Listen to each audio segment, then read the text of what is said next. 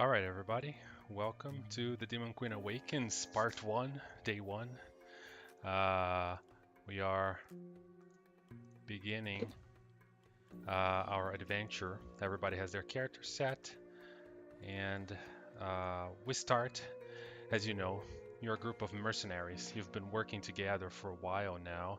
You kind of know and trust each other enough that you will go into dangerous missions together and essentially know that you got each other's back. How that started is up to you. Did you guys come up with any kind of lore or agreement on that, or are we just gonna wing it? I think I just kind of assumed we're a bunch of goody two-shoes helping people, All right. kind So, of. what has happened is that in the past few months, you've heard, actually, past a couple of months at least, you've heard of this guy who's been going through to local leaders, regents, kings, all kinds of authorities in the cities of the kingdom, and has been requesting help, talking about how he needs them to take action. He needs an army, he needs support, he needs men, and everybody just dismisses him as a crazy old man who really, is just trying to get their last hooray before they die. Um, so this man has gone to the mercenary world and has begun to post messages in several famous cluster points, taverns, message boards, looking for people to help him in this quest, which, every time you hear about him, it's unclear exactly what he's asking, but everybody that talks about him always says that he's bringing conversation of a terrible evil, which quickly shifts into doomsday talk. And that's one of the reasons why he's been dismissed so much. But he is promising a ridiculous amount of money, which is also something that raises people's eyebrows as they're like, how does this guy have so much money? Like, so everybody thinks he's not actually going to pay them. But you decided to give it a try, as it looks like, at the very least, this man has a lot of will and persistence. He's been going to places, been denied, and has been and continues to ask no matter what. And whenever all the leaders and kings denied him, he went to the mercenaries. And so far, pretty much everybody has denied him. But you have a meeting with him today. His name is Abasi. And you are right now arriving at the tavern where the meeting was set.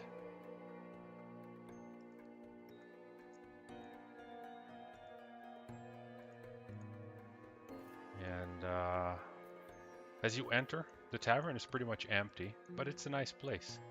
You've heard that Abasi has been staying in this tavern, and his description is a bald, elderly man who is actually pretty fit and wears normally light, comfortable clothes. And that proves not to be a problem because as you enter the tavern, he is the only person sitting there. This place is a remote place. It's a small village in the middle of nowhere in the desert, and this guy has been staying here for a while now, posting messages and ads asking for mercenaries to help him. And as you enter, immediately he gets up. This man seems to have a very calm demeanor and seems to have good control of his movements as he kind of bows towards you and says, "You must be the group that I'm meeting." Greetings, Mr. Abasi. Hello This is there. Greetings. This is our little ragtag group. Well, it's a pleasure to meet you. Anybody who is willing to listen is already a win on my book. Stop with the talk. Give Knock the money. Give me the job. Let me kill things. What he means is, do tell us more about the job and the details. He looks at Nuck and kind of laughs a little bit, like chuckles, and then turns back to Leia. Well, sure, please sit down. I will tell you all the details, including the payment, little friend. And as you guys kind of sit down, he says, well, the situation is dire. I have wasted precious time looking for somebody who would help me. And right now, I believe that we have just a few weeks to act. I am a Basi. I belong to an order called the Eyes of Aten. Well, I believe I am the last one of that order. Over the years, the order has decayed. Members stopped believing the cause and have left. It all began about 1,000 years ago, when the demon queen Nehebkelat ruled an empire that spanned a continent. She subjugated nations, and at her side she had 4 dreadful generals. They led armies, they corrupted the land and the people. For centuries, the demon queen ruled unopposed, taking kingdom after kingdom, expanding her borders. All of the citizens only knew suffering under her, until the Eyes of Aten were created, my organization, the only group that decided to oppose her advances. We retaliated. We had the mightiest warriors on our side, great generals, incredible spellcasters. They battled for almost a century, pushing back the forces of the Demon Queen. Eventually, they were able to overcome her. And in great glory, they realized that they could not have total victory, not against an evil so terrible. So the only solution was to imprison Nehebkelat and her generals using powerful magic. And that's what was done. The Eyes of Aten created a prison in the middle of nowhere, put the queen there and her generals, and created powerful magical seals to bind her there. And my order was supposed to watch over and make sure that the magic seal stay in place, and that the demon queen never escapes from her prison.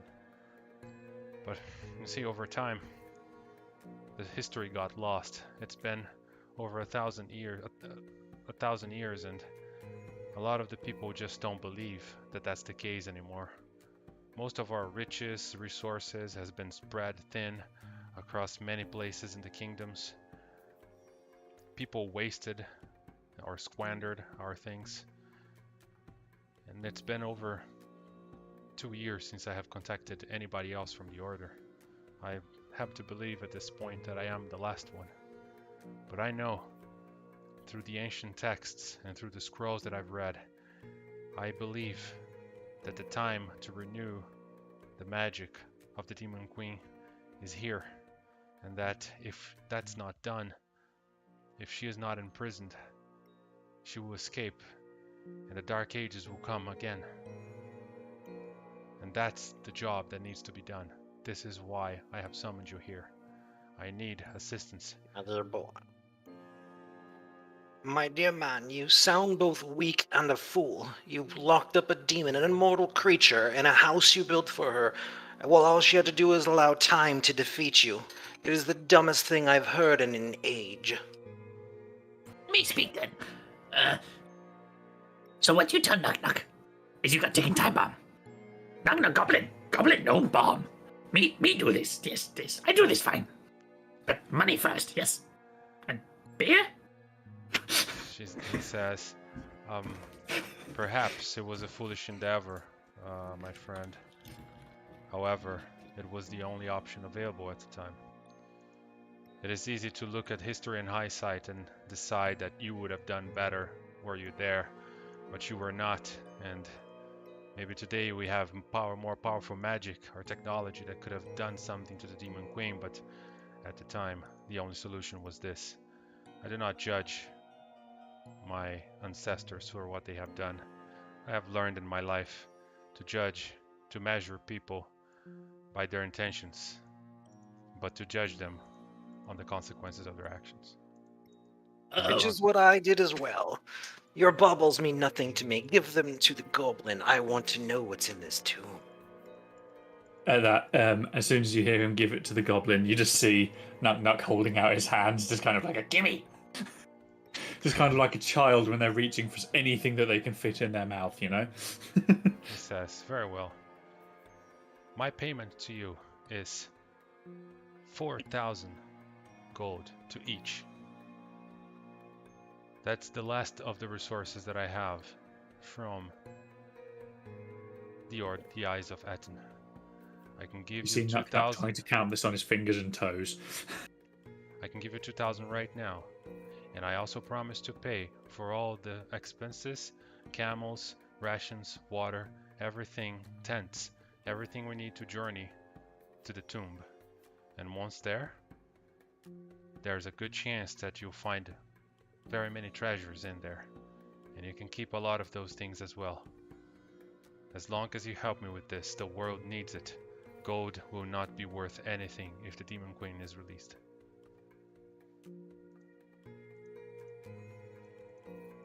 And then you can see The smartest thing you said this evening. he kind of reaches Or for day, a whatever. huge chest, you know, and just kind of pulls it, you know, and says, this is the first half of your payment. 8,000 gold. You may have it. And it's like a massive, heavy chest. Nuck tries to pick it up by himself and run off with it, and all he manages to do is just kind of... He lifts it ever so slightly, and then he just kind of falls flat on his ass. I'm gonna tug on Zanfree's sleeve and be like, are we sure about this? Seems a little bit out of our depth, no? Demon Queen? I'm sure we'll be fine. Demon Queen, Bitch Queen, all the same. Just like Mike's wife. He says, Ouch. we can talk more about it on the way. We have several days of travel until we reach the location of the tomb. Even here, in the middle of nowhere, we are nowhere near. That's how isolated they built this place. The queen was trapped inside, and several monks of my order have volunteered to be put into an artificial magical sleep inside the vault, and to be awakened only when the time to renew the seals was enough. There is a dial inside called the Dial of Aten, and that's the mechanism that keeps the queen and her generals trapped. Our main job is to go in there, make sure that the Dial of Aten is renewed, that the seals are okay, that all the monks from my order have properly waken up in time, and that she will stay imprisoned.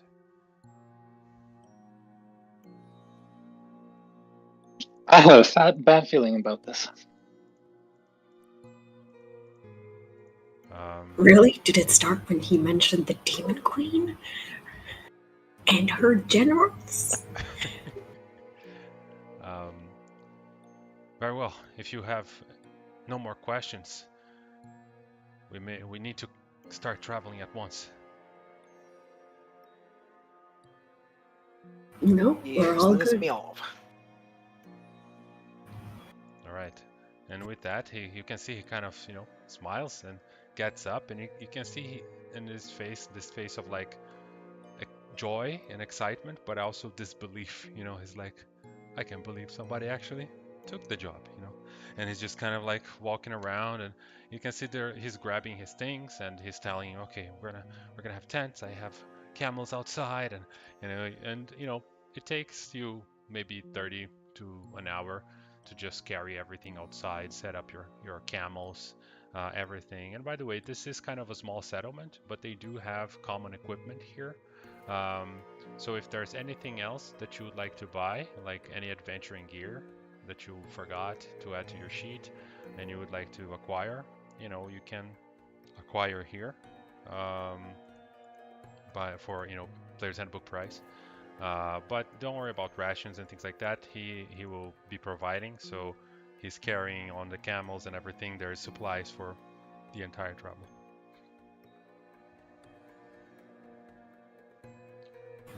I'm probably gonna pick up some rope That's always good.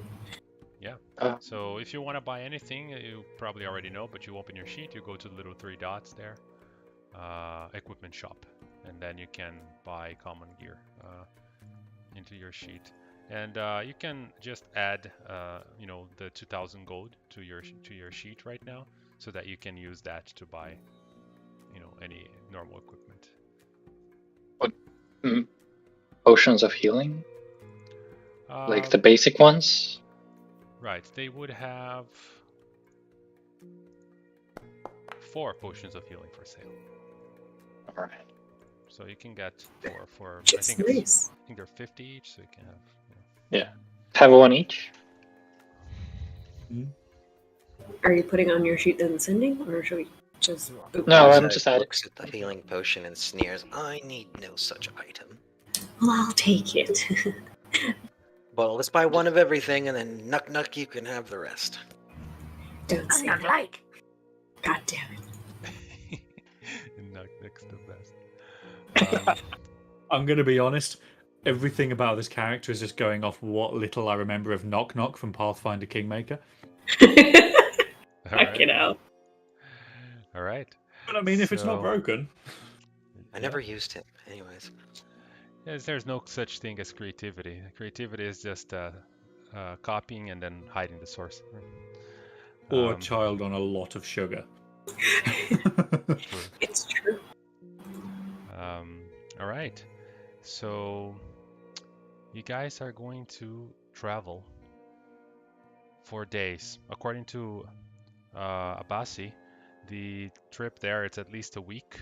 However, he cannot tell you exactly how long it's going to be because he fears that a lot of the landmarks and spots on his notes and maps are either buried under sand at this point or they have been corroded from time, as he's working from old records of his order. Right? He has never been to the location himself. He has only read about it. So it may be longer than that, but he will do his best to navigate the group in an efficient manner. Now, obviously, as you travel through the desert, you will have to, set up camp, set up watches, all of those things. However, I'm not going to waste time rolling random encounters or anything like that. All I'm going to say is that the trip through the desert is tough. I mean, you're used to traveling, but I think this is the furthest you have gone from civilization. Like, he's just walking into sand, and for days it's just dunes, rocks, and just desert in every direction. You set up camp at night and it's cold, and during the day the scorching heat makes you, just feel like you don't want to walk anymore. So it's very gruesome, but you have all the equipment you need, you have the proper clothing and rations, you have enough water to make your path through this inhospitable land. Bearable. Is there, I'm gonna during one of your camps in the middle of the travel, is there anything you guys would like to share about your characters? Maybe a story from your past or how you're feeling about this mission or plans for when you get there?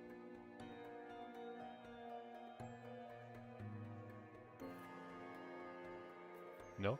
All right. Lalo would Nobody? just regale people with a couple of his tales of being the world's greatest general. Oh, Talk about When you say preparations and all that. greatest, what could you possibly mean? I am undefeated. Bullshit. Nobody's undefeated. My dear, I am. I see. Mm. The Well, I'm undefeated. noble. Vazon definitely didn't copy Azog the Defiler. Nuck Nuck is going to go into a overly bombacious tale of how he defeated the great god of whatever in just some stupid, most ridiculous way possible. That is obviously extremely made up, but it's just done very entertainingly. Nuck, you're getting the idea. Imagination is what rules this world, and history are but fables agreed upon. He does lots of jumping around with lots of flailing of his arms and falls over several times, which makes his plate armor clank. And when I say plate armor, it's literally he's got a plate strapped over his chest and another one strapped over his back. That is his armor. We're so gonna die. So, as you travel through the desert and talk to each other and camp, you get to know a little bit about Abasi, and you realize that every morning he prays to the sun, and he always seems calm, and you think he must be like 60 years old, but he doesn't look that. He's in great shape. Seems to have several scars around his body, and really is kind of a seasoned fighter. So, with each day of travel, your characters would have reasons to gain a little bit more respect towards him, as you realize that he really means what he says and isn't fooling around. He's not some failed old fool that is looking for his last moment of glory before death, as the rumors have said. He seems like a man on a mission, and with a lot of purpose. I can respect that, monk. If I had to choose any religion, the sun as the universal giver of life would be my god. He nods at you and says, yes, the sun doesn't punish, doesn't judge, it just is.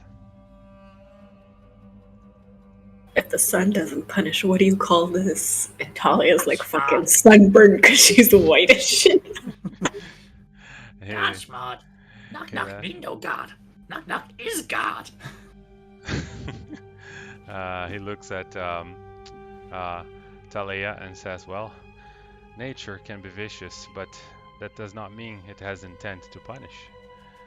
I guess it just means you should protect your skin better. I know I forgot to pack my cream. There are few virtues that any warrior should have. Everybody thinks courage is the greatest virtue, but the first virtue is endurance of fatigue, being able to press on. Or just sunscreen. Very wise, my friend. I can see that I am surrounded by a competent group. I'm glad you feel that. Most of you seem like fools, notwithstanding myself. Thank you. That was my former job. Court jester, at your service. I suggest you temper your arrogance, my friend. We are about to enter a territory that is unknown to all of us. And with that, this is the last traveling day. You travel for about 8 to 9 days through the desert. At moments, Abasi tells you that you just need to change routes, as his notes are incomplete and he needs to find a better landmark for reference. So you do zigzag a little bit, but surprisingly, he actually knows what he's doing. And by the last day of travel, you manage to see in the distance a giant obelisk, which you couldn't imagine it was ever there. And it's peeking out from this kind of rocky hill area, some kind of valley. This gigantic obelisk is corroded by time. Pieces of it clearly fell off.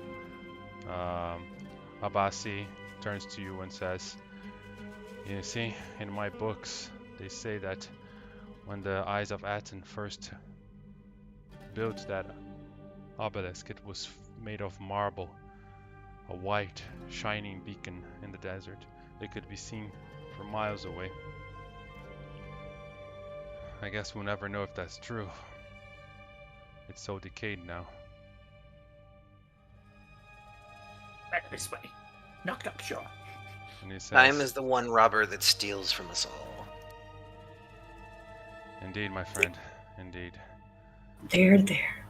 Let it out, buddy. And Just let it out. The builders of the prison knew that, and they tried to compensate for it, and still, time seems to have won. Yep, and so is your demon queen thus far. Let's go see about that. You can see kind of like really doesn't find that funny as he's just kind of looking like he says, yes, let's go see. You'll However, get used to the humor. the door needs to be opened only at dawn when the sun is about to shine. So make camp. We will approach the valley tomorrow morning and we will open the door. So if you have any last moment preparations for tomorrow's raid into the prison, make sure you get them done.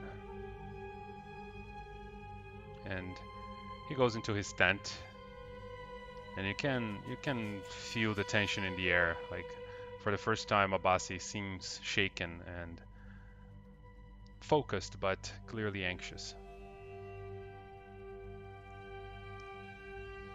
If you guys want to change any of your spells or do anything differently, this is the moment to do it. A last long rest before you enter the vaults. Well, that's certainly ominous.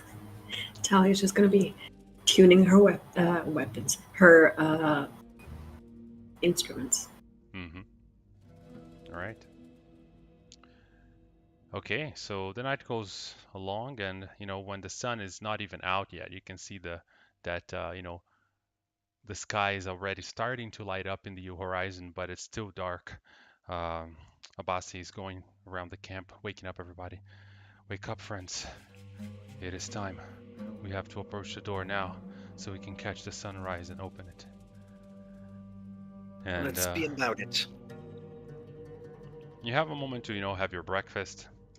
As usual, he does his prayers as you guys get ready, and then begin moving towards the door. And when you approach, you see what is in the splash screen there.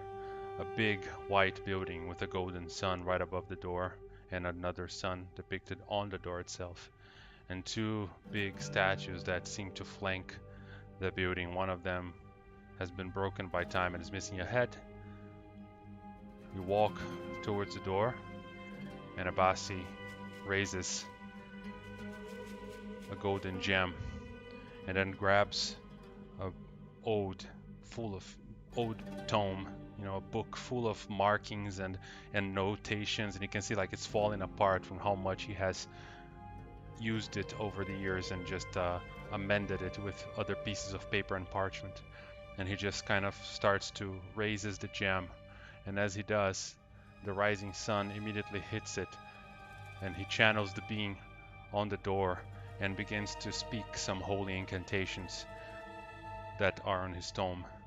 And as he does, the wind seems to blow faster in the valley, throwing the sand up in the air.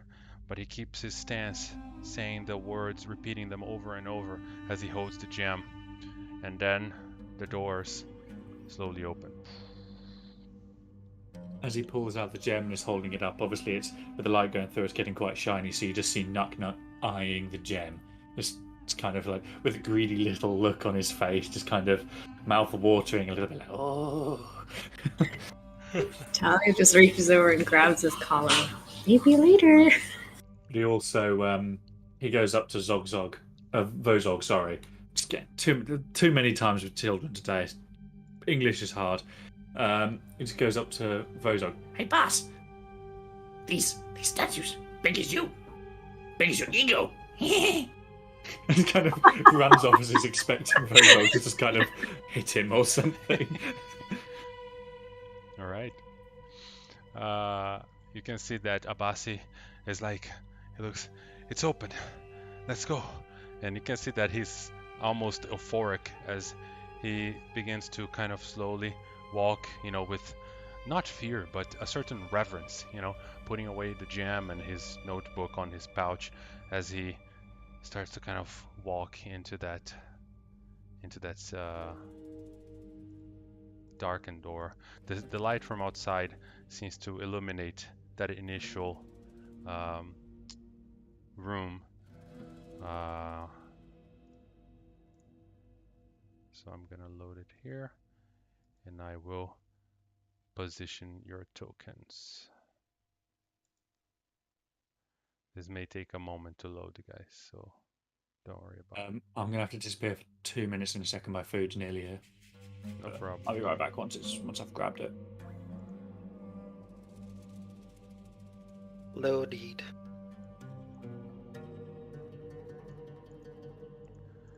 I think I'll just be right next to Obasi. Well, Basi is holding up his, something that illuminates the area. You can see he casts the light spell on his staff, and he starts to look around this room. What you see here is these ancient stones are kind of orange in their composition. There's drifts of sand kind of following you as the door opens and the wind blows them inside. Your form casts these shadows into the room. You can see a pair of carved onyx lions with these fierce expressions guarding this heavy stone door right before you, and their claws extend and are dug into the stone slabs upon which they rest. Their manes are decorated with gold and platinum, mimicking these ancient headdresses. In the four corners of this entry hallway, you can see jackal-headed statues, and they look like they're guarding the chambers in silence, each one holding a silver khopesh. And you can also see along the walls rows of old urns. Some of them have been cracked and broken, but a few of them are still surprisingly in good condition. It certainly has atmosphere. Does it come with a key? Yeah. Abasi says, "Yes, I must open this other door. I just need to review my notes really quick." And he starts to kind of look through his books, looking for how to open that door. Meanwhile, you have time to kind of look around this room if you want to, but you could just wait. I definitely do, yeah. This is a very interesting sort of location. I usually go to tombs out of necessity, but yeah, very interested in the architecture and all the historical, archaeological stuff. Mm-hmm. Yeah, you can look around. I wouldn't even ask for a check. If you're just kind of opening urns and checking what's inside, right? What's in this one? 1,000-year-old rice. No problem. Look, he's going to do something similar. He's going to go looking in the urns, and he's just going to randomly pick things up and lick them as if that's going to tell him something important.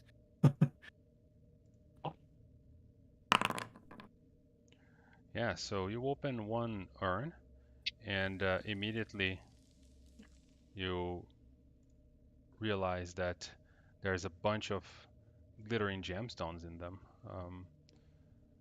You don't know if they're valuable, but certainly they could be, and you get there's a handful of them, let's say, in there.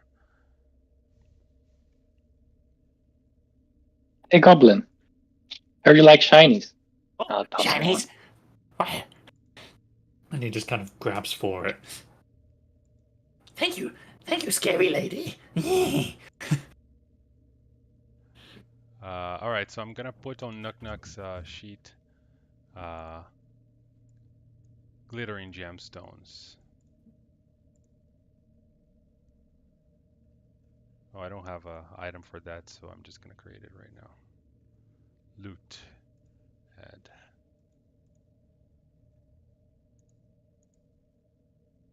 So whilst Carlos is doing that, Nuknuk over the last couple of days with you guys has come up with names for you because your names are too difficult for him.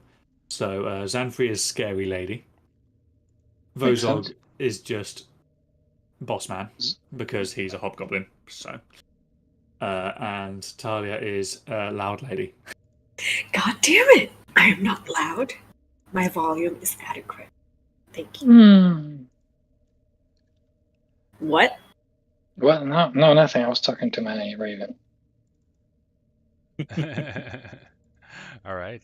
So yeah, you open the urn and you can see that Abasi kind of looks and he doesn't seem to mind that you're opening the urns. As you seem to be doing some kind of careful exploration of it. Hey, these urns, I earned them. First pun of the night. Is it the first? Wow. I think it's the first so far. I'm already 7 Napoleon quotes deep. So you guys see that Abasi stands in front of the doorway, and the Onyx, defenders, and you can see he's clutching his holy symbol. The sun is, coming from behind him, from the outer door, and he invokes the sun god with a mixture of religious scripture and arcane command words that he has researched on his book. And you hear the door starts to shudder and then begins to slide away.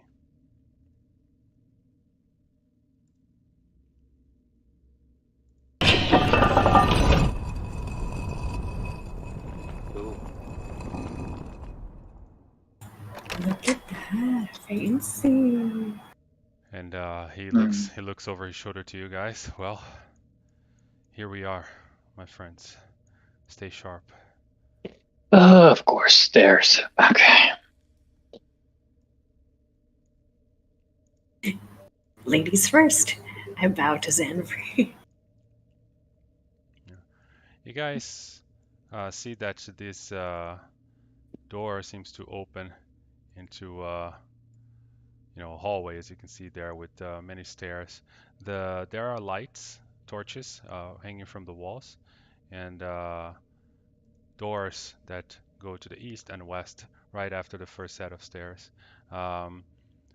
You can see Zemfrey and Vozog, since you moved a little closer. You can see that these torches, they're not giving out any smoke or heat, so they're clearly magical. Now, of course, they wouldn't be here lit after so many years if they weren't. And you can see there are doorways lining the halls here, two on each side, one on each side of where you are now, and then another set of stairs goes up for a little bit more, and then you see yet other alcoves that indicate two more sets of doors right ahead, and by the end of the corridor itself, there is yet another sets of doors.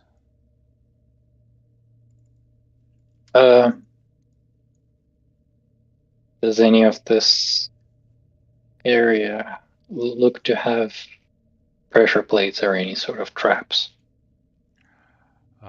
You can make a perception check to look for traps. All right.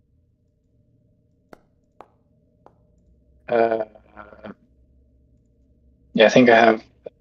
No, that's secret doors. Well, I'm looking for that as well. Mm-hmm. So, advantage. Dungeon Delver. 26. Nice.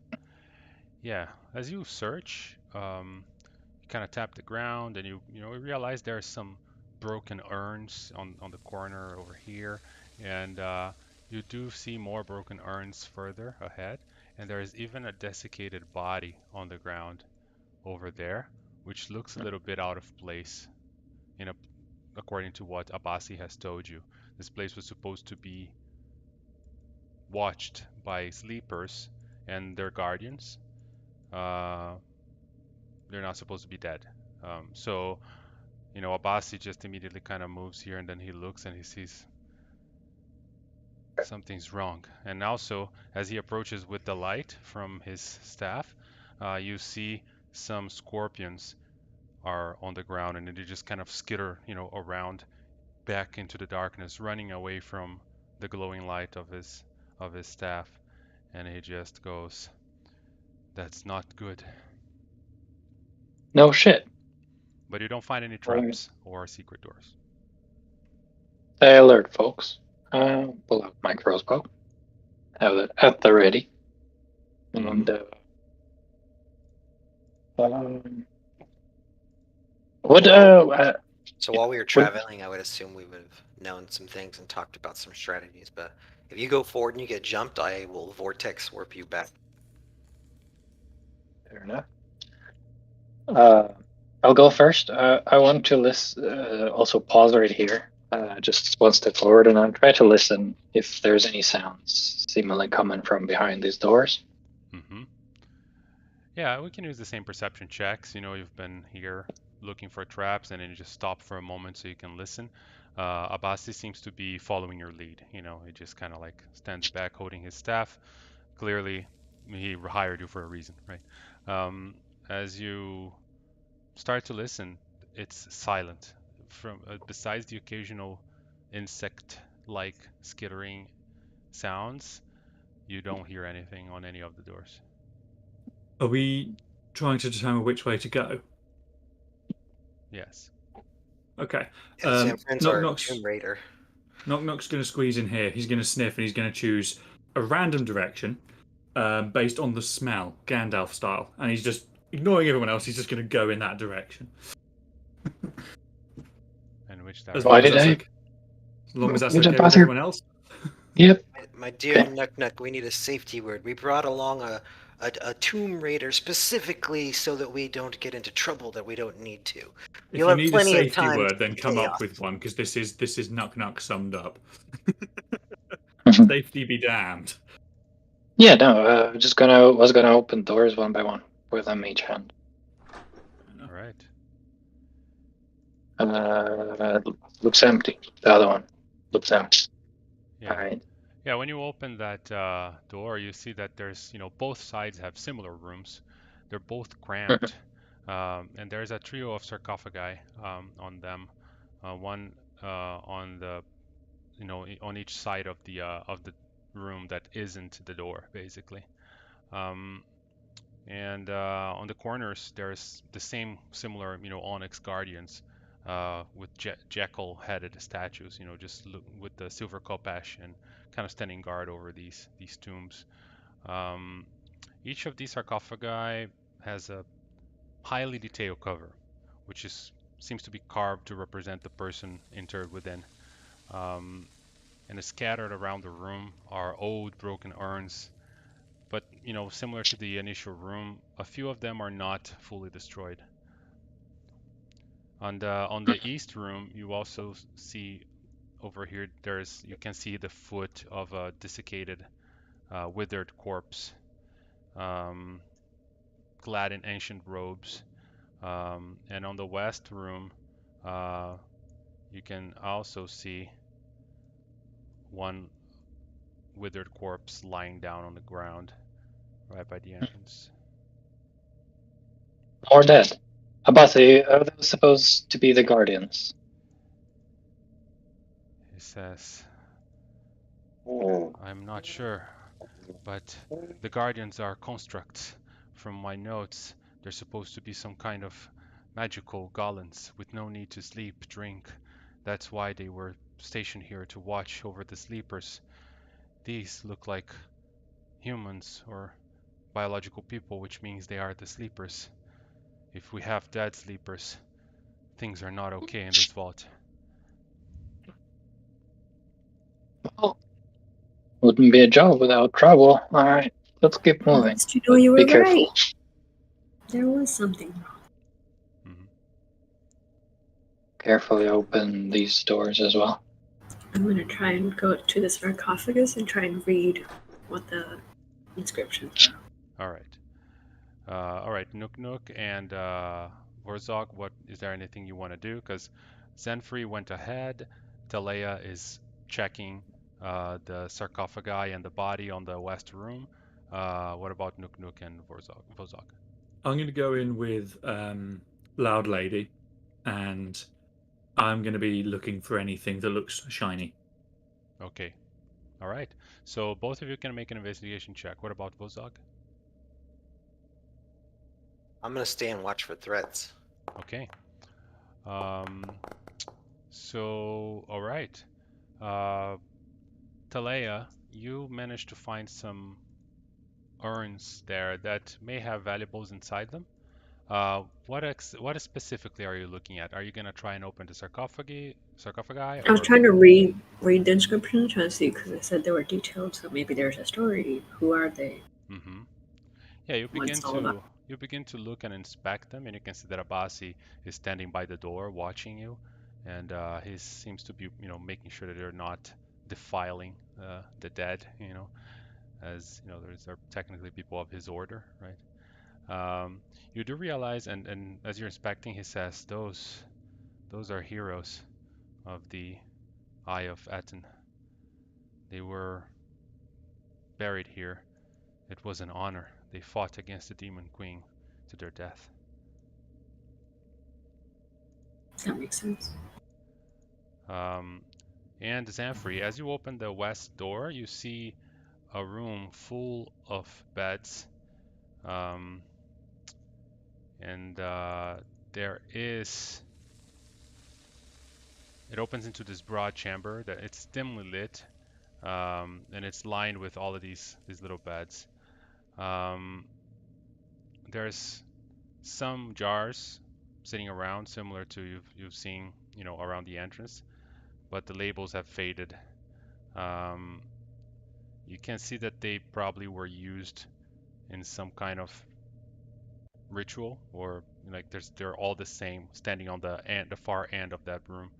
But lying on these bunker beds, there's a desiccated corpse on pretty much almost every cot, and you can't really identify them, but they all look humanoid. And as you see that, you open the other door with your mage hand, and you see a partially broken. It's actually just a torso with missing an arm. So you can see this kind of, it looks like a statue at first, just on the ground, just the upper half of that statue, with one arm Mhm. holding a sword and the other arm just missing.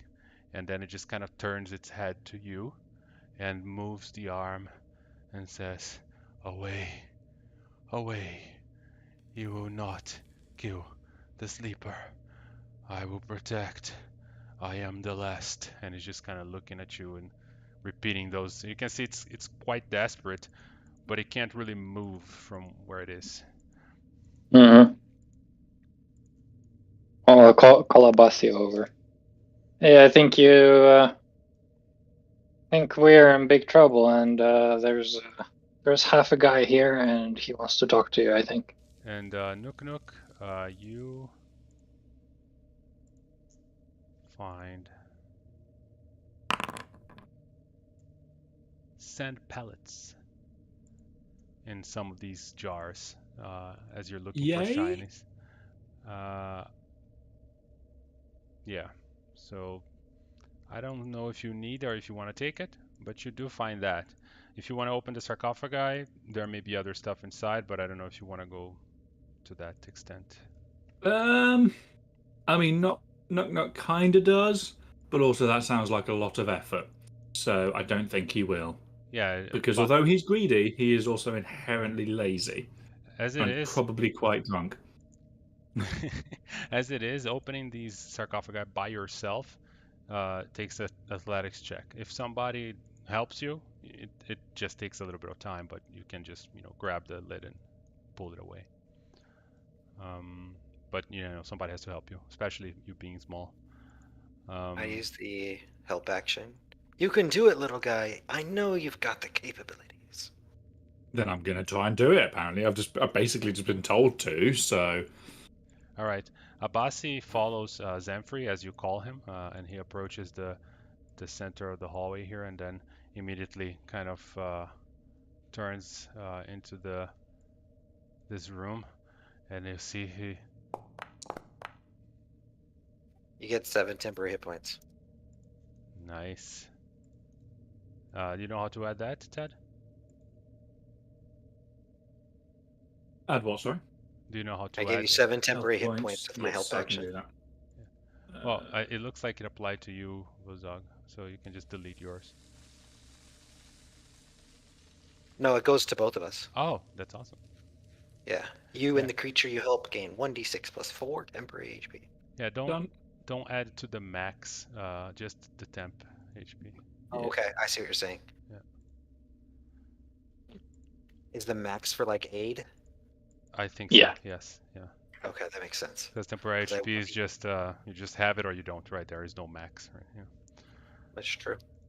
All right. So you, as Abasi enters, he says, "Oh my God, that is one of the defenders, one of the guardians." As he says that as he's looking at the the broken statue, moving statue on the ground, and you can see the statue says, "Away, I will kill. I kill anybody who approaches the sleeper." And as it's saying that, you kind of, Xanfer, you look over in this dark corner here. There is a woman sitting on a chair, and she seems to be covered in arcane symbols and a bunch of other, paraphernalia, like a bunch of holy symbols hanging from her neck, like necklaces, bracelets, all kinds of, stuff on her. And she looks like she's dead basically on the chair, but fully preserved. So she looks like she's sleeping. Mm. Looks like most of the sleepers are dead, but how about that one in the corner, do you know? Oh yeah, you guys are way up That's- here. Whoops. Yeah. Yep. Which, by the way, I'm sorry, I think this is people from your order. This is probably sensitive for you, but no. You can see that Abasi is, visibly disturbed as he looks and says, we do not work for the Demon Queen." And he raises the symbol of the Eyes of Aten, the same one that he used to pray at the entrance and open the door. And you can see that the statue just lowers its arm and says, "I am the last. They are destroyed, all guardians, all of them." And he says that, and you can see he's kind of confused and speaking, staggering his speech. Surrounding him are pieces of statues just like him, all broken apart. Like, it looks like there was a massive fight in here.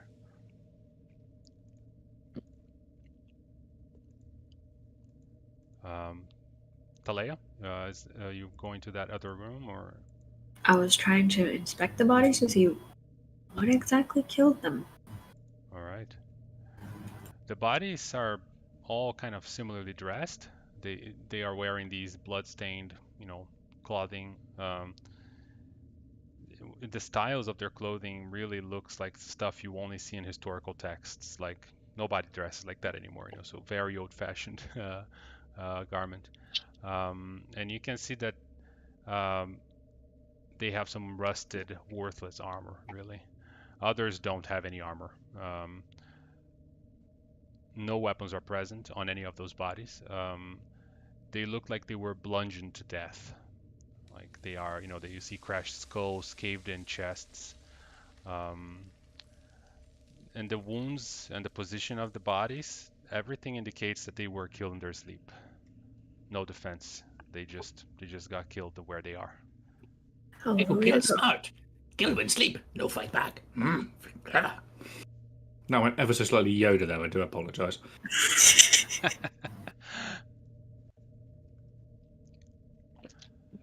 Abasi says, "Oh my God, we are. There's a crisis in the prison. All of the sleepers are dead. How are we going to renew the Dial of Aten and keep the Demon Queen from awakening?" Do what we usually do. Slap something together. Figure it out from there. Surely you got something in your book there. You can see he approaches the statue and kind of says, "What happened here? Tell us." And the statue just repeats, "I am the last. I was the first. And now I'm the last." And it just kind of seems to be malfunctioning in a sense. May I attempt to examine this lady in the corner on the chair? Sure. in particular has the symbol.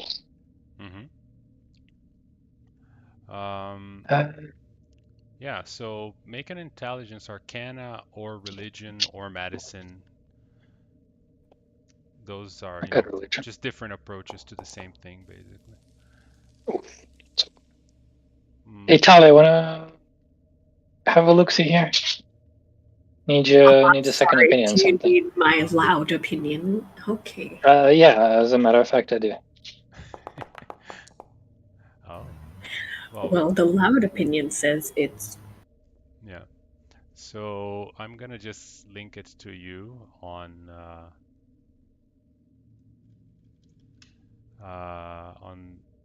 Whispers, man. the chat. Ooh. So you can, you can share the information with the group. Well, you see, she approaches closer and looks at stuff that's painted on her skin. These are draconic symbols. Seems like necromancy, transmutation to kind of keep her soul and body in whatever sleep thing she is. Yeah, and you also figured that if you use detect magic or something like that, you may get a little bit more info. Hold on, let me just. And she starts to ritual cast detect magic. It's gonna take a while. All right, so while Talea is casting detect magic, you guys have essentially 10 minutes. You see that Abasi is just kind of looking, at the statue and looking around at all the other kind of broken statues surrounding it, and just wondering like if he could fix it somehow. He's just like, maybe I can, But obviously he's not having much success with that. What do you guys want to do?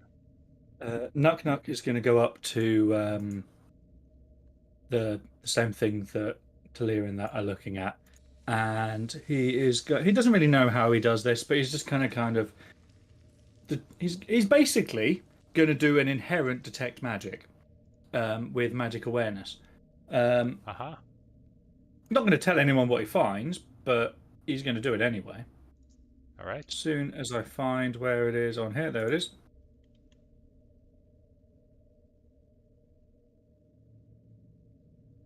All right. I messaged you what you find I out. see that. So yeah, you just kind of know that. You see that Abasi is just looking at the statue on the ground and he says, "We have to find a way to wake the sleeper. Maybe she will be able to tell us what happened here, or how to seal the demon queen." Before anyone can stop him, Nuck Nuck just kind of jumps up onto the chair and just slaps her around the face in an attempt to wake her up. Hey, Well, sleepy lady, wake up! you do that, but nothing happens. Obviously, she doesn't wake up from the slap. No, we talked about this. You don't go around slapping sleeping people. Fine. He just pulls out a thing of water and just goes to unstop it. You figure that something... And if he's not stopped, he's just going to pour it over her as well. Nuck, don't you dare. He's something gonna a do the little mom more thing. powerful is keeping her asleep. A slap's not going to do it. So he goes to put the bottle away, and as soon as Loud Lady is turned, he tries slapping her again. God damn it! Two slaps is what it takes, because in his mind, that's the only logical thing more powerful than one slap. Yeah, so this is the result from your tech magic that I sent, Manish. So it's really kind of like, some kind of ritual took place here, and she has a bunch of religious symbols hanging from her neck, which, indicate that it's a mix of arcana and, faith-based magic. It's really kind of a very specific ritual. You would have to know exactly, like, what's the procedure. Hey, mister. Can I have a look at that book? Do you know how they put these sleepers to sleep? And how to wake them up? Might be something. With a mighty booyah. It says, there's nothing here on my notes that I can remember, but you can take a look, and he gives it to you. And as he does that, the statue on the ground says, "I know the last sleeper may provide hope if she can be woken. Do you know how to wake her? I knew how to wake her, but I have forgotten.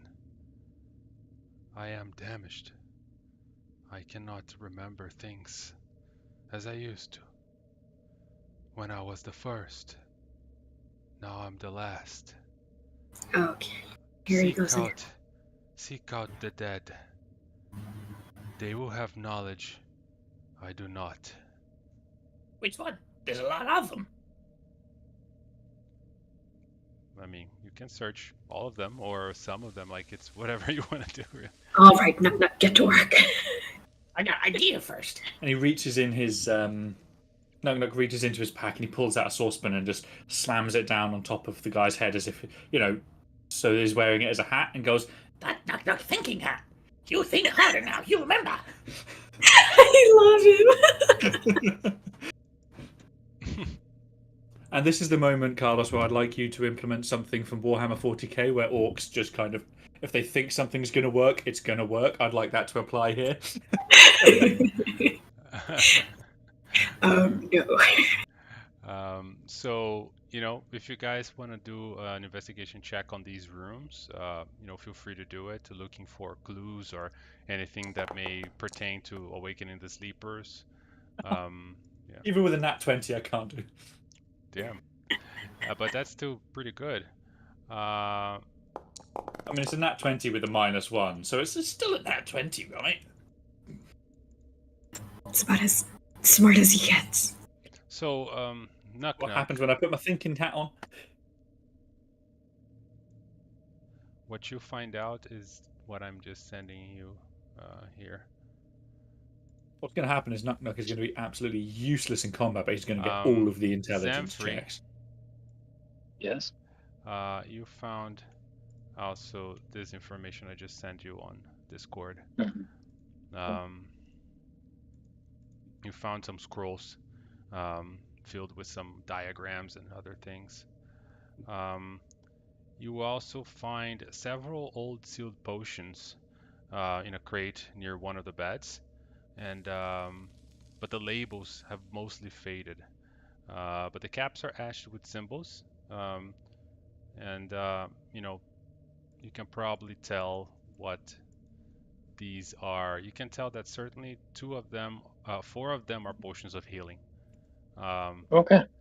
So essentially you found 4 potions of healing, and then there are 4 more potions that you don't necessarily know what they do. 2 of them look like they could be healing, but they are a little different, so probably not. And then there's 2 more who are very different from each other and from every others. Okay. But I'm gonna. So what I find essentially is pieces of paper that with symbols and diagrams that don't make sense. But then I lay them out, and with your help, we put them together in sort of like a puzzle, and then it starts making sense. Carlos, the notes that he found and the notes that I found, are they the same or?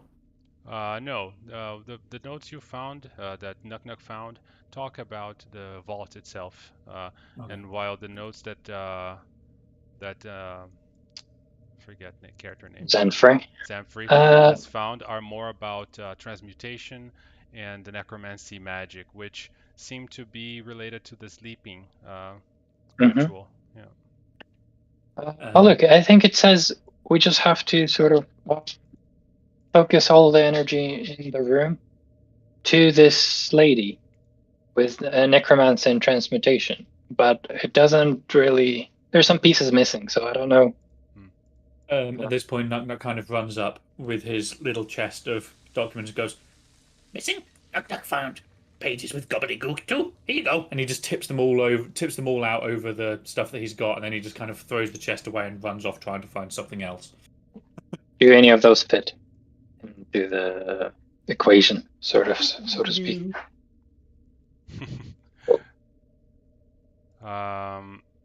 So you kind of Talea, with the notes that you have from Abasi, plus all the stuff that Zamfrey found, if you make an Arcana check, you may figure out,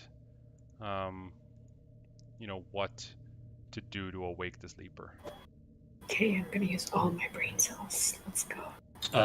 Before I see that she's doing that, I'm going to come up to her. Hey, loud lady, you be smart now.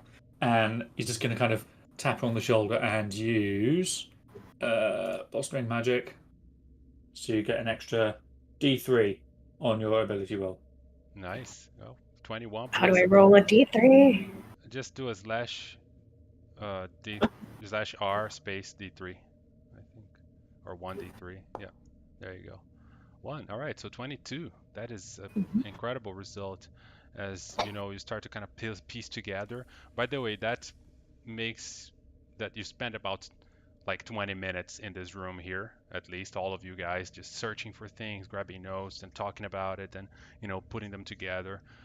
You realize that you figure out the ritual, but there are some components you need. You need a block of incense, you need restorative ointment, and you need salt. Appointment? Got some. And Nukta just pulls out a flask of beer and hands it over. That restores me all the time. Yeah, that's for goblins, though. I don't think she's a goblin. I'll take it. I'll drink it. And those are all things that you may find here. I think you already found something salty, right? Some kind of salt. Yeah. Yeah. Oh no, sand. Oh, yeah. Sorry. Yeah. So maybe there's some stuff like that in the urns, or in the other areas. So that that, but or you may have brought some of this stuff with you. I don't know. Go find. And Nuk's going to run into the other room and just dive into the nearest urn. And when I say dive, I don't mean he's just going to go looking in it. He's literally going headfirst into the urn. I love So it. he's going to be inside the urn in pitch blackness with his legs dangling out above it. All right. Okay. So you just kind of jump into the urn, and I'm gonna cast light just to help us look around better. I got tears of my enemies. They're pretty salty. well, you find some shinies. Chinese? In the form of ancient coins. Nuk, and Yes. some preserved organs. Ugh. Do I find those as well, or? Yeah, you find those two things as you search in the urns. A bunch of ancient coins and then some jars with organs. Just kind of like they look like they have been embalmed. So that they don't decay. But obviously, maybe too much time has passed. So, Nuk's going to walk into the other room. Hey guys, found shinies He's going to hold up the coins. and snacks. He's going to hold up the organs and just take a bite out of one of them and just go. Oh, spicy. Knock, no. Ugh. I'm pretty sure that's a kidney. Oh. Make a Constitution save.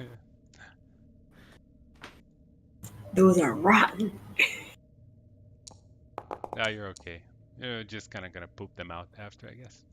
I mean, Hey. goblins do have a very strong constitution. Yeah. You're used to eating all kinds of weird stuff.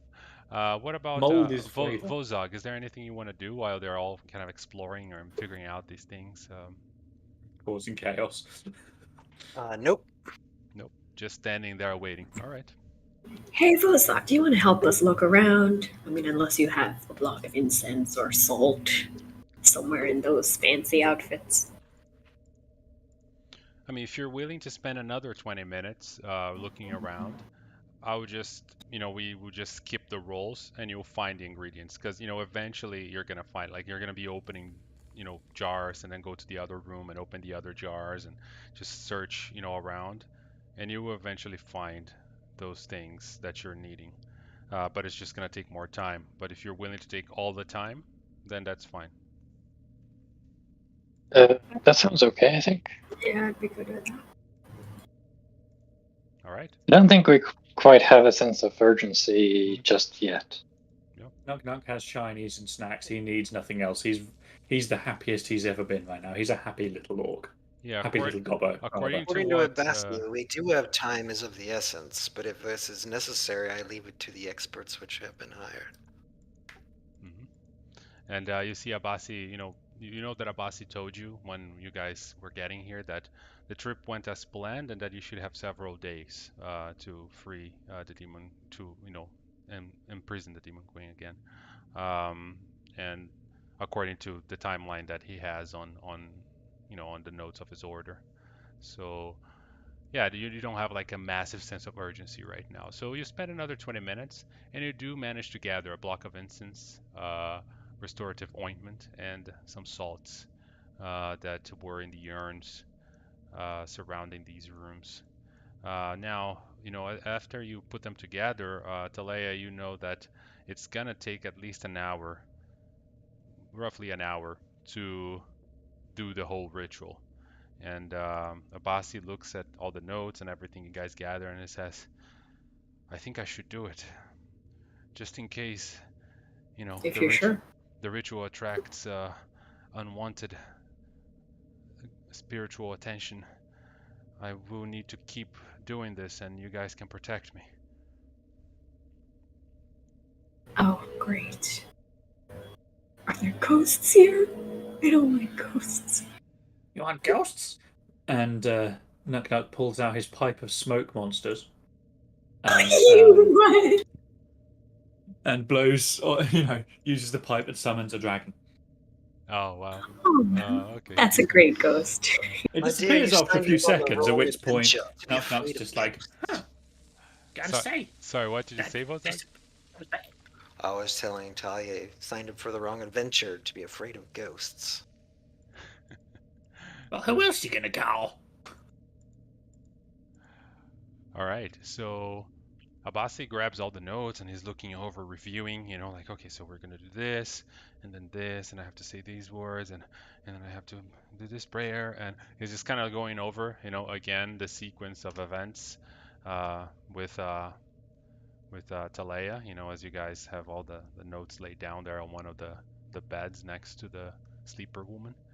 And then he begins, okay, wish me luck. And he starts, to say the prayers and, do the gestures and everything. So you guys whilst he's doing that, Nuk is just going to take some of the gemstones he's found and some of the other shinies. He's just going to make a little circle of them around himself and try and imitate jokingly all the reactions that the guy is making. All right. So yeah, Nuk is doing a performative, kind of like mock of the interpretive dance, you could say. Yeah. I kind of want to roll on the wild magic Zanfrey table is just to see if I hiding in the corner? accidentally summon a demon or Yeah. something. He asked to guard him during the ritual, so I'm gonna find a good spot to just watch the door with a crossbow trained in it. All right. So as you begin to you go and you hide, he's performing the ritual, and then within a few minutes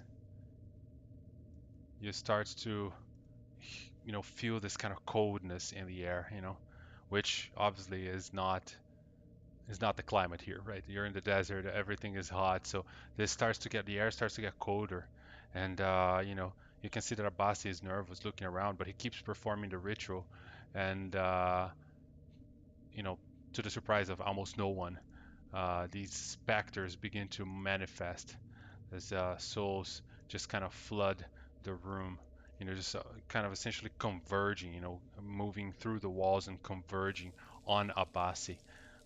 So we're gonna roll initiative here. Ooh.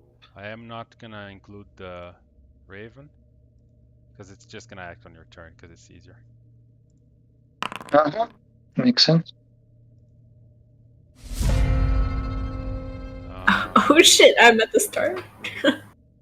Yeah, so Here's roll mine with initiative. Okay, yeah. I mean, roll mine with advantage. yeah, I think it already processes it. Cool. All right. So Talea, you see this ghost approaching, and they all seem to go for Abasi. What do you do? Oh boy, oh boy. I'm not prepared for this. Is there one creepy one and 3 like not creepy ones? Is that what I see? Yeah, there's like a black one, and 3 of them are bluer. The black one looks more evil. It has like a little crown. It looks like those, you know, Nazgul from Lord of the Rings. Okay, I'm aiming for that one then. Come on, T. There we go. I'm gonna do a little dissonant whispers. As you see, she kind of starts to strum her lute a little bit. Mm-hmm. Just Yeah. Weird. The creature fails and takes 36 psychic damage. As you know, you can see the spear's like just kind of writhing in pain in the air, and then looks at Talaya, you know, like kind of for the first time taking their eyes away from Abasi. Find someone your own size. All right, this one over here is right next to Abasi, and it simply comes and, you know, tries to reach like its hand through his body and tries to, you know, drain his life force. Hitting with the 22, and it starts to kind of just drain his life force, and Abasi's like, but you know, he's feeling the pain, but he continues to say the prayers and like, please help, as he's saying, you know, like in between words, you know, for you to assist him, because if he stops, then the whole ritual is gonna collapse. Vozog. Bozog's gonna start off big, and we're gonna do aid. Mm-hmm. I got a target first, right? Yeah, you mouse over and T on whoever you're doing it, and if you're gonna do multiple people, just hold shift and T Yep, on I everybody. did it. Yep. See if this works. Hold on to your butts. There you go. All right, so And everybody I will gets give I'll give a reaction attack to Zanfree, Nice. but you all gain 25 additional hit points. Damn, that's a Oh, lot. and sorry, I'm gonna use a meta magic to extend it so it lasts for 16 hours. Ooh, boy. The fuck? Damn, son. So guys, I think that the max HP that is on your sheet is not matching, so please change that. Make sure that it matches 25. Works for me. To 25, right? Yeah, because I think Oh, it says- 25. It says 10, It yeah. says 10, so put 25 there. Yeah. That is badass, man. Yeah, dude, what the fuck? Vozog bringing out the big guns. All right. Abasi, you know, he's gonna spend his turn just concentrating and making sure But that. may I make an attack? Before. Wait a minute. With the voice of authority thing? What do you want me to hit, boss? Yeah, I mean, I leave that to you. I Okay. command you to attack. You pick the target. Okay. Okay, so make the attack. I'll target the one that is right next to Bossy, right behind him. Yeah, so you are hidden for now, so you can do with advantage because you hid in the corner there, and the specters were straight for Abasi. They're not even looking at where you are. So Okay. I didn't do advantage, but just roll a d20 Right. and see if it's crit. I'm gonna technically 2d20s here. What's this? None of them are crits, so that's fine. And then sneak or attack roll. 11. All right. Oof. Oh my God. That arrow just carves itself on the chest of the spirit, and then, you know, blasts energy throughout it. It's just, and you can see the magical nature of the weapon really damages that specter. And with that, Abasi, you know, continues to concentrate on his magic. This one over here, seeing that Zanfree, you know, really hit the other one, it approaches and tries to life drain with a 20, which I think hits. Yeah, it definitely hits. Yeah. You have some reaction pop. There you go. So it does 12 necrotic damage. Please make a Constitution saving throw. Okay. Constitution saving throw. You succeed, so it doesn't reduce your max HP, but it does. Oh. It just does 12 damage. Mhm. Well, this woman is sleeping. Knock knock. Okay. So, upon seeing these spectres here, Knock Knock's like, fight me! Fight! And then you just hear him yelling out, and I'm not going to yell this. For Knock Knock and his shinies! And he there you go. enters a rage, first of all, which means, Carlos, you get to roll on the wild magic table. Yes, indeed. And let's roll wild magic rage. So let's find out if I'm summoning Tiamat. You. Until your rage ends, your weapon is force damage, and you can throw it. So I can throw my fist. And then it reappears back on your hand. Well, yeah. Which is kind of funny. Seeing as my fists are my weapon, I does would that say mean it would that I like- am the weapon and they Yeah. both do force damage? I would say you would just do this, and then like this magical fist projectile would just fly out, like as a, like a Dragon Ball kind of thing, Nice. With that, I'm also going to recklessly attack. Because quite frankly, I may as well. And I'm going to charge over here whilst yelling. And I am going to... Oh, no. There we go.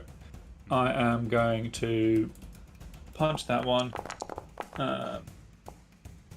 Yeah, with your magical fists, you're just gonna punch the creature, and this is the weirdest scene because you see like a spirit getting punched by a goblin. It's like, and I also have extra attack, don't I? So yep. It actually hits. The creature is, has no armor or any protection. It's just trying to dodge your attacks, but you're faster. Okay. So yeah, that's You can see that.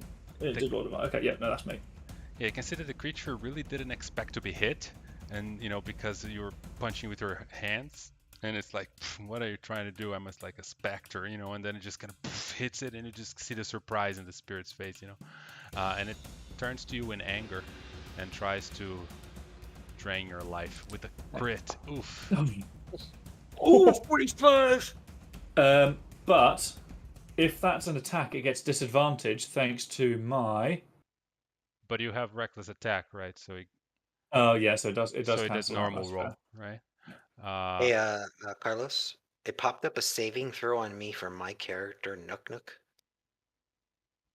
Oh. I didn't get a pop up, so. Yeah, it popped up on my screen. Let me see if I can fix that. See, I rolled it. Thank you. You did a good job. You passed the saving throw. I had to reload my Foundry really quick, guys. But I'm gonna check if the permissions are screwed up. Just a second.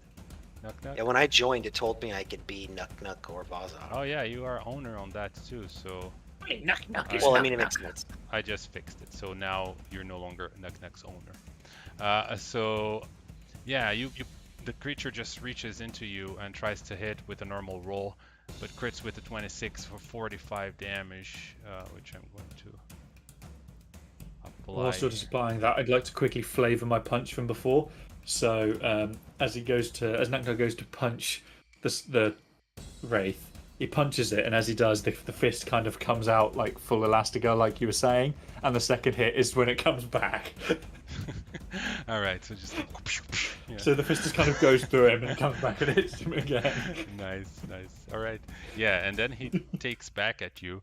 Doesn't reduce your maximum hit point, but really does. You see the guys as it tries to like grab Nuck's neck, it just kind of starts to drain, and you see those veins popping on his goblin neck, like yeah, and then you kind of get rid of it, But it's a vicious creature. And with that, this specter over here moves and it's gonna try and hit Abasi with life drain. Missing. Abasi seems to manage to dodge that attack as it's doing the ritual and continues to say the prayer, and manages to live. Zanfrey. That's a nice prayer. I like it. Hololo, hololo. You know, the Jackie Chan, you know. Homo All right. Beichi Tao. Yeah, I'm gonna bonus action disengage. Okay. Two, jump over, jumping from bed to bed. Two, and then I'm gonna ask Rachel, which is I decided my Raven's gonna be German. It's not gonna be Rachel. It's gonna be Rachel. So I'm gonna ask her to help me on the attack as it starts circling around the ghost and trying to distract it. Mm-hmm. And I'm gonna shoot it. All right. So how do I roll advantage? Not that it matters, but just for future reference. It should be the shift, but if it doesn't work, then I have to check the controls. Mm-hmm. Is it something I can change in the controls? I believe so. If you can go to Foundry settings, Okay. configure controls, Yeah. there should be modifiers. Mhm. So I'll check it out really you quick. just have to find That's- the options. Yeah. Mm-hmm. I'll. That's my turn though, but I'll figure it out. Thank you. All right. The last, is just kind of lying on the ground there, and it tries to kind of hit with its broken, hand, but really kind of like, away, spirit, just kind of, and then kind of doesn't hit anybody. Tele, round 2. I'm gonna see his crown and be like, oh, I have an idea for this. I put a spell on you. I'm gonna cast Crown of Madness on this guy. Holy shit. It failed, yeah. So it is charmed. However, So you see between his actual crown. it is Oh, it he is gets- it is immune to the charm condition. What? Yeah. Oh, fuck. So it doesn't work. It's very hard to charm a spirit of wrath. Right. That makes sense. I shall waste that spell slot and cast Bardic Inspiration on Nehebkelat, because I hope some of my singing was inspirational. All right. Oh, it damaged him. That wasn't the. I'm gonna heal. Yeah. Wait, what is it asking me? So he has bardic inspiration. I'm gonna give it to him, so that we remember. Yeah, there it is. He got it. Oh, look at the musical notes. All right. So that's it for And I'm gonna Talia. step over here. Hopefully try and fend off anything without taking opportunity attacks. All right. Bozog. We dropped one. I didn't see that. Yeah, you dropped one of those. I didn't see that either. Yeah. Did Zanfrey kill Oh, him? it was Zanfrey. Yeah. Yeah, I killed one. My last attack. I'm gonna move forward as a bonus action.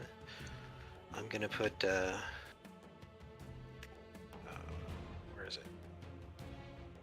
Oh, Sanctuary on myself, Mm-hmm. and then I will help action Zanfrey as my action. Why is it asking me to saving throw wisdom? You want to go fast? No, this I one's think better. I think it tried to cast Sanctuary on you. Okay. Oh, I forgot to take off all the targets. Yeah, It just just- targeted Oh, everyone. yeah. Yeah. Okay, just- that makes sense. All right, that means. Oh yeah, help action. Okay. Yeah. Nice. All right. So just remind me that you have Sanctuary, so in case anybody tries to attack you, do the Wisdom check. Abasi, just continues to pray. The Spectre over here is going to try and follow Zanfrey around and try to life drain. with a 21. Yeah, that hits. Can he dodge? All right, so you take half of that. So a total, half of 14. So And half of that again because I'm resistant to necrotic. oh. All right, So that 3? makes- Yep, 3. Minus 3. There you go. So yeah, it tries to drain your life, but you know, you're kind of half of the spirit world, or you know, it doesn't really work well on you. Knock knock. Okay, so I'm going to attack again. Just so you're aware, Carlos, the item I've got that made my attacks Mm-hmm. magical and +1 to attack and damage wasn't actually doing it. So I've just modified the unarmed strike to hopefully account for that. Right. So we'll see. So I'm going to punch it. Yeah, I see +1 there, right? Plus Yeah, 5. so I've just added that in, and same for the Nice. damage as well. Perfect. All Um, right. I shouldn't have reckless attack anymore, should I? Because it's only the first attack. Yeah, unless you want to do it again. Because you can Um, keep doing reckless attack, right? It's I could. I'm not going. In fact, actually, no, fuck it. I will. all right. One And more. then I'll just do it again. You hit it again with another 10 damage. All right. Excellent. And Yeah, then so it's- extra attack. I could still use my bonus action as well, can't I? Yes. In which case, I am going to second wind. All right. So you heal 11.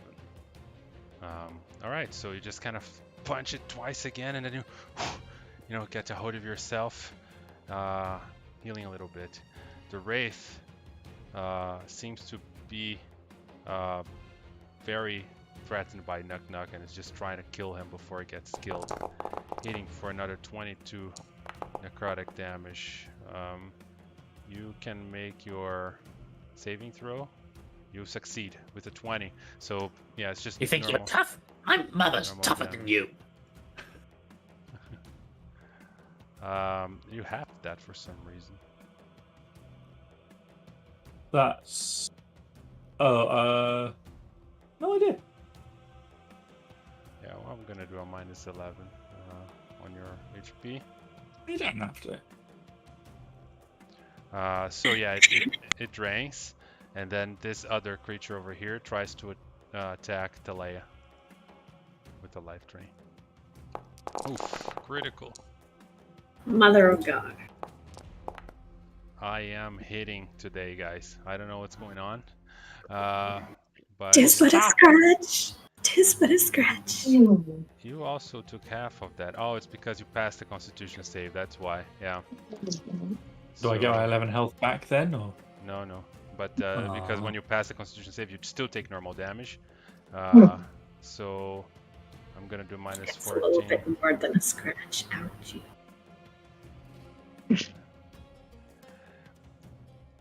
Zanfrey. That'd be me. So, question: with a crossbow, can I hold it when in my left and pull out my scimitar with my other hand and attack with it? Yeah, sure. I Hmm. think so. I'm imagining it sounds doable, but I don't know how heavy crossbow is. Yeah, I mean, if you're just holding it so you can draw a weapon, you could do that. Yeah. You know? Yeah, I'm gonna try and roll. Yep, watch me boom.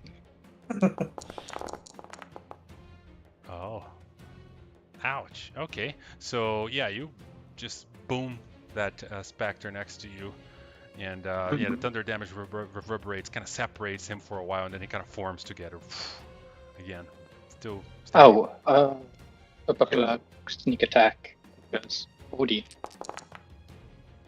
Why do you have sneak attack? Because I had advantage on the attack. Oh yeah. Ouch. Party of Wazog then defeated, and we can see now that he's actually a pretty good general. Yes. The The undefeated. All right, Yep. so yeah, you hit the specter and you just blast it out of existence with your booming blade. Yeah. I'll I'll stand in front of Wazak. I'll kind of bodyguard him now, like with a newly regained self-respect towards. Yeah. The man knows what he's doing. All right, Talea. That makes one of us. Oh, fuck. Viciously mock this bitch. Die. You're so damn see-through. It succeeded, so it doesn't take the damage. I'm useless You're as saying a bot. saying die to him, but he's already dead. So it's like, Shit. What the fuck do I do with my bonus action?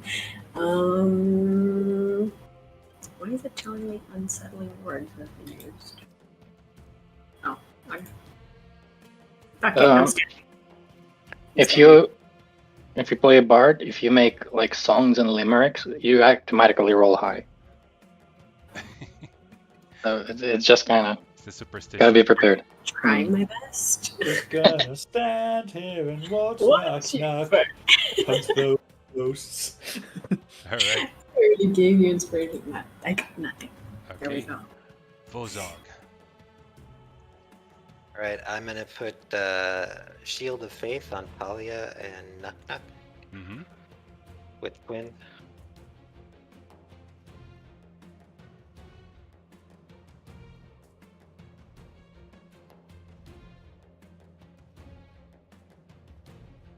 All right. Shoot Not a shinies, kill the ghost! Everybody's glowing. All right. So Abasi keeps performing his ritual, and Nuck Nuck. Okay. Nuck Nuck's going all in on this one.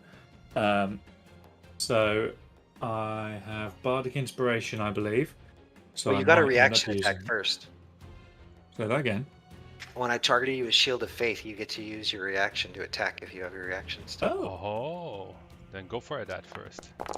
Ouch. Okay.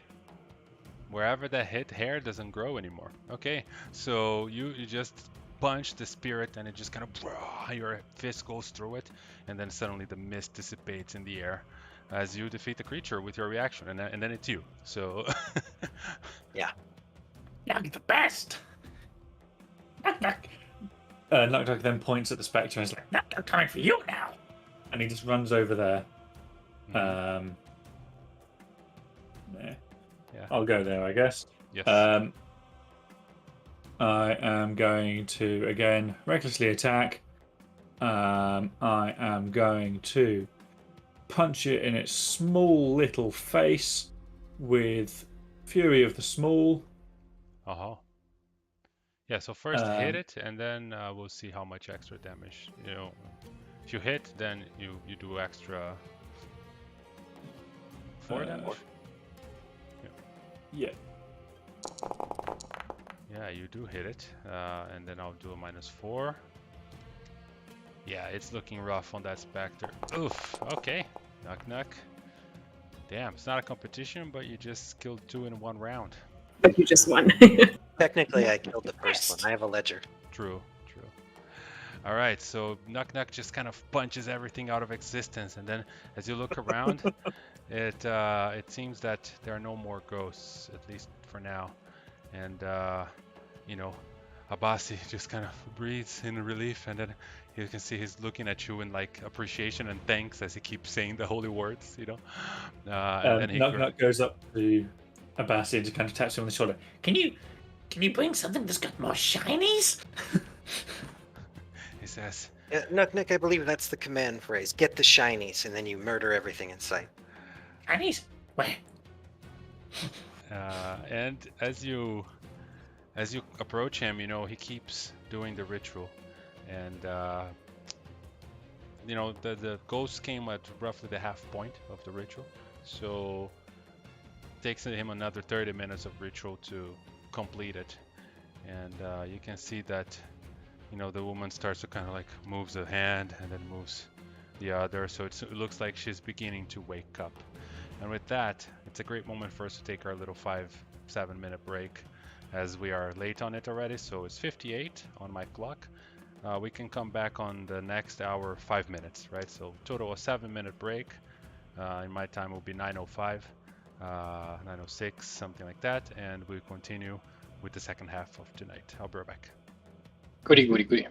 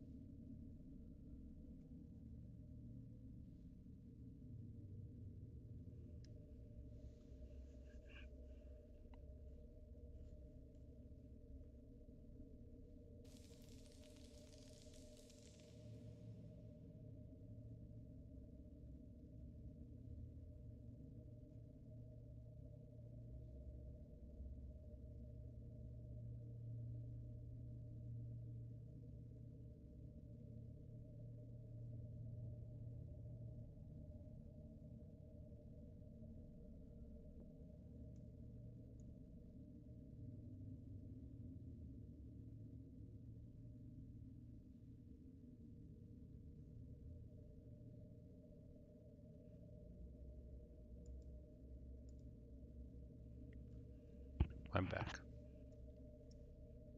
Me too.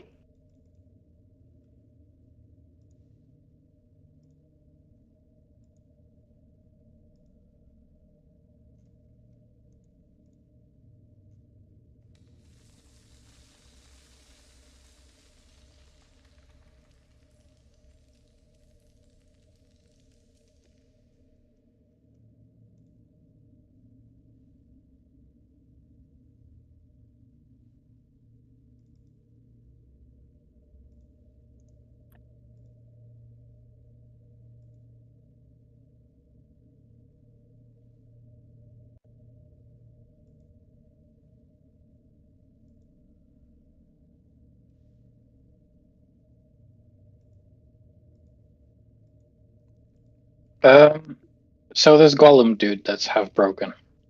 Yes. Can we try and help him out a little bit? Yes.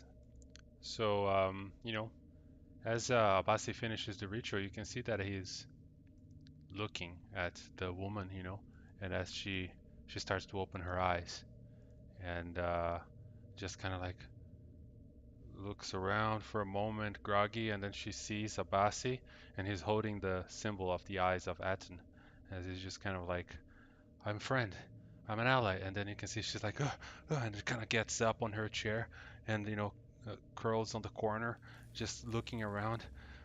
Who are all these people? Knock kind of charges to the front and just kind of stands there in front of her, all 3'5" of pure goblin rage and glory, and just kind of looks up to her and goes, I'm Knock. You're welcome. Pay now, shinies. Yeah. She says, knock. These are not part of the order, the Eyes of Aten. And then you see that Abasi says, yes, I apologize. We had to improvise given the circumstances. And you can see that she like kind of covers her mouth as she looks around to all the bodies stabbed in their beds, and all the mess and the broken constructs on the ground. And she's like, what happened here? They're all dead. I forgot how to wake up.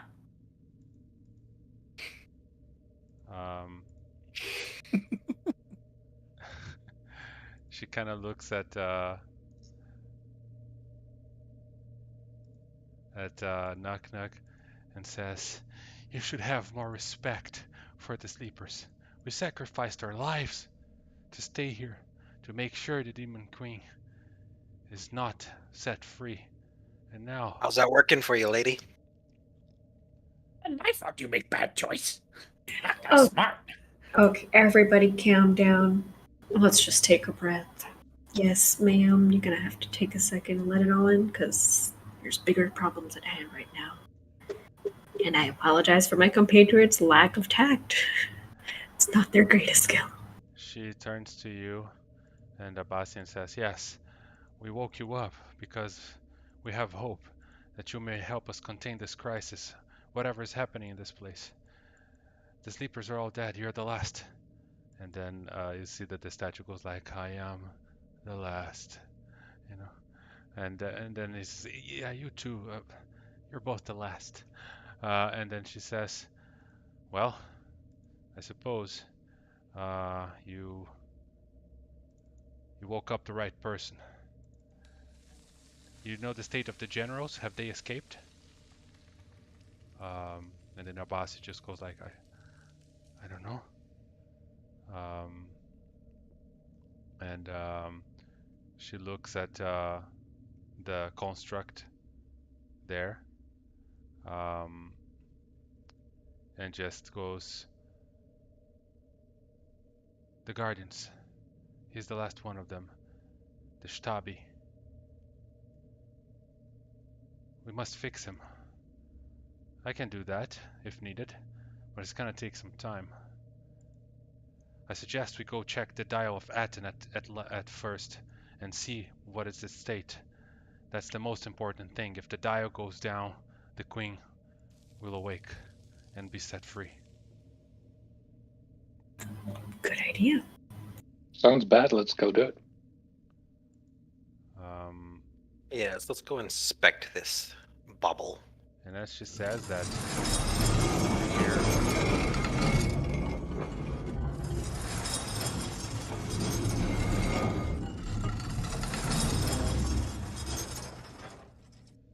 and you can see that Cassie's eyes, the woman's is like, she's awake. This is a Queen movie. Oh my God. Bad vibes. And then Bad vibes. it just starts to run, past you guys. And the guy is saying, I am the last, on the ground. And just moves her way to the north door over here. And just kind of opens it and rushes through the arch into the next room. Hey, yo, you might want to, slow down a little bit and... Oh, shit. Yeah. She looks at it, and then you can see that she's just, looking at the dial, and, Abasi is following, of course. Oops, my Foundry had a little hiccup refreshing.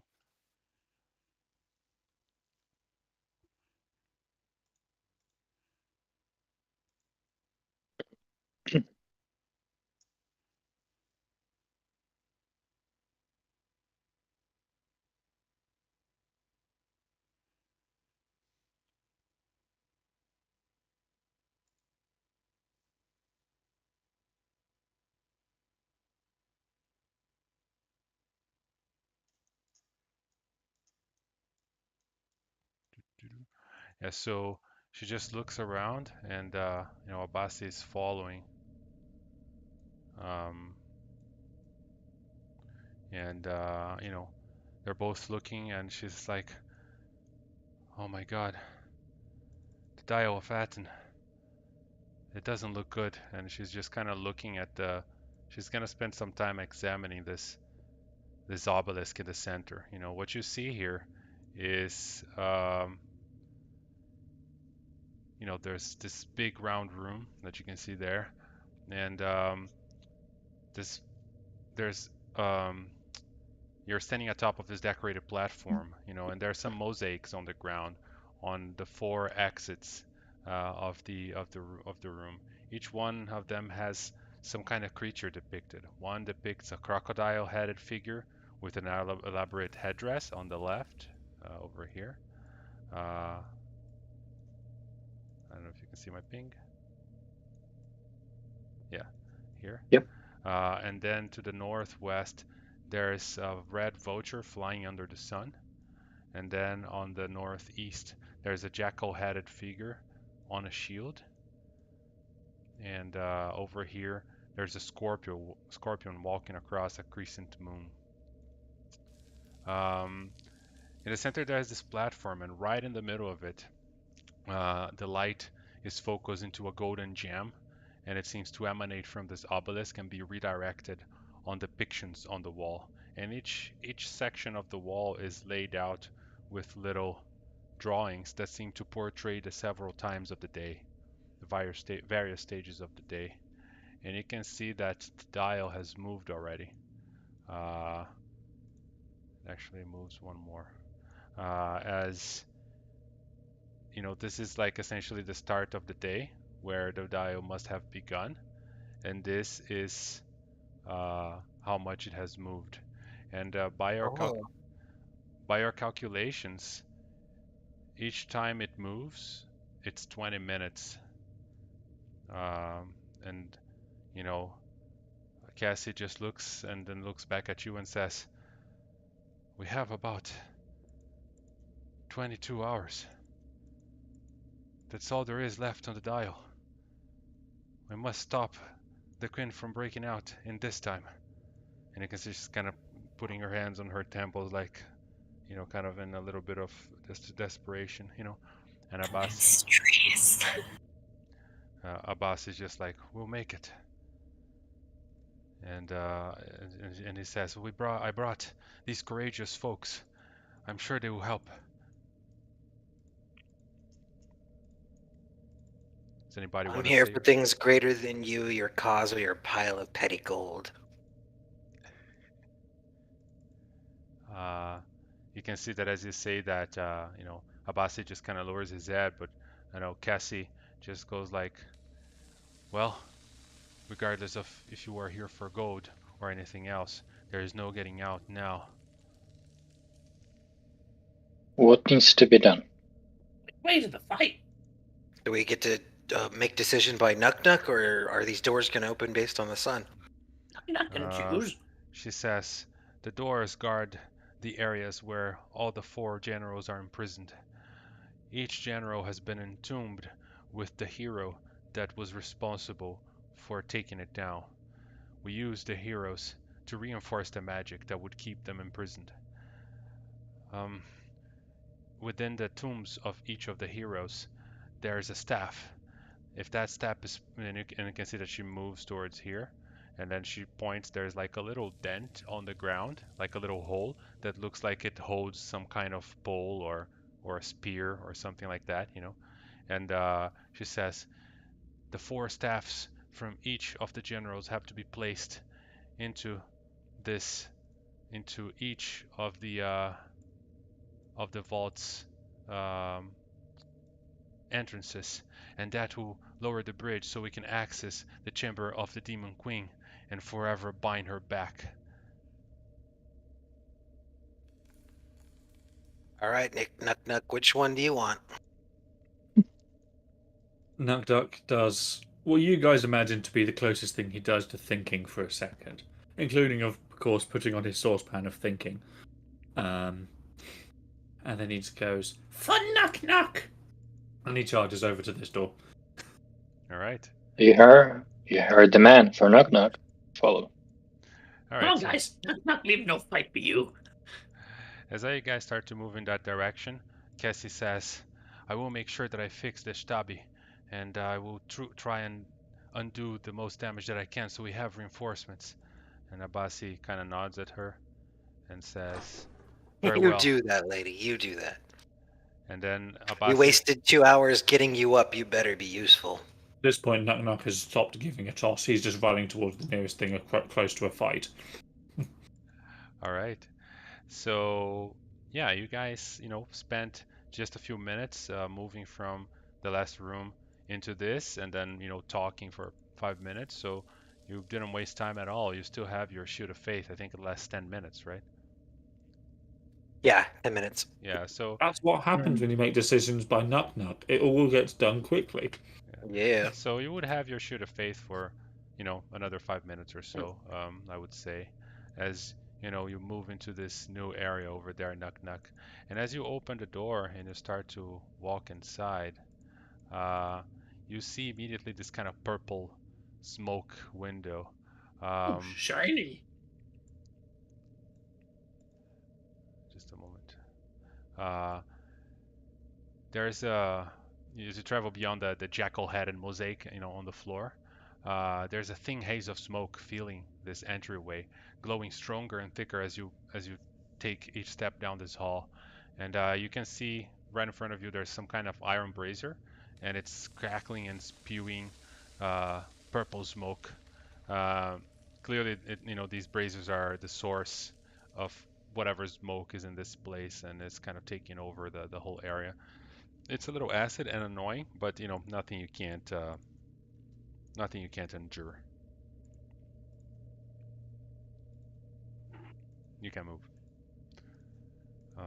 Abasi just kind of nods at Zamfri and goes, your friend is a little impulsive.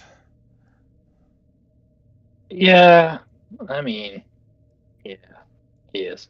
There's no hiding that. When you catch up to Nuck, you just see him kind of looking side to side, sniffing. What does he smell, Carlos? Which way smells better? Well, everything here smells of smoke, coming from the brazier, and it really, you can't smell anything else besides the smoke. Like, it's just taking over and blocking your nose to the point where it's just like, ugh. You just smell and your nose hurts, like when you smell smoke from a fire or something. It just feels Is it like incense or just smoke? No, it's just kind of bad smoke, not the good kind of smoke. But it's not dense enough that you will choke on it.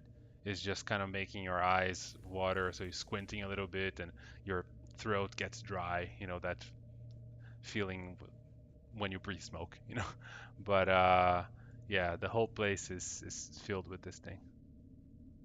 Mhm. So he's going to sniff and be like, This way. All right. Door. The smoke Wow. that it's can it stop? Okay. I think that psycho is bad. Well, knock knock, jackpot, really. You open the door, and what you see is just Shinies. gold, like mountains of it. It's just boxes, chests, goblets of gold, amulets. This is all kinds of like there is a massive treasure in here. You've never seen so much treasure in one place in your life. those of you that kind of catch up to him, you just see Nuck Nuck turn around and you just see tears of joy, like genuine tears of joy going down his face. And he just goes, Oh, shinies. Yeah, there's a bunch of jams and everything. You figured that like there's thousands of gold in this room. Like I mean, you would take a lot of time to just count it. he immediately takes his saucepan of thinking and just fills it with all of the coins he can. Yeah. Yeah, so there's Imagine. all right. What about everybody else? As you see him, jumping in and looking at all the treasure, what do you do? I imagine that he's, like the Scrooge McDuck from the DuckTales, so he's just swimming in the coins. Oh yeah, without question. I was like, oh, okay, I think our friend found a new home for now. All you hear is do do do do do do do, and for some reason you can't explain, he swims through the gold out of one wall and appears again on the other side of the room, just swimming through it again.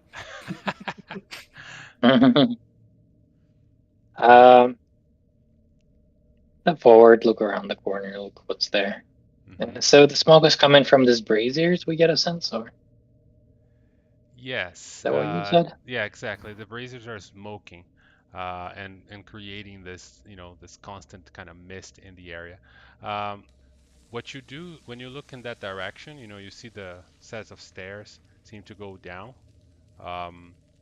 Two sets of stairs, and then turn the corner at the end of the tunnel. And the same, for Talaya, you're looking south, and the stairs just goes down and turns to the right at the end. But you do hear stepping sounds going on, uh, coming from this direction here, like from around the corner. And Mhm. you also, Talaya, you hear similar stepping sounds coming from this corner, like heavy steps, like doof, doof, doof. And then suddenly there is a little bit again. Doof, doof, Knock, knock, your gold will be fine until we defeat the queen and open the door. Someone's coming. Kill the shinies. Shinies? Nobody kills the shinies. They don't seem to be coming or walking in our direction. They seem to just be Mhm. pacing in that general area, slightly Doesn't far matter. away. Mhm. Nuck Nuck's already heard someone's trying to kill the shinies. He's charging. All right. So as you begin to charge, I'm gonna pause here for a moment. By the way, when you were there swimming in the treasure, one particular ornate chest is half buried in the gold, and it looked like a jewel, like a jewel box, like an ornate jewel box, which is unique in this pile of a lot of Mhm. Chinese. So that's something that calls your attention. Okay, he definitely would have looked in that. He also would have particularly been interested in anything that looks crown shaped, or maybe even in a pinch a tiara. Anything along those lines? Sure. Yeah, you have a little crown on yourself right now that you grab, and when you open the Ding, knock, chest, knock. let's roll back knock movement a little bit, because when you open the chest, you see, a creature comes out of it, blue, kind of serpent, just kind of emerges out of it and kind of surrounds you, and you hear this kind of like soft voice, ah, free at last.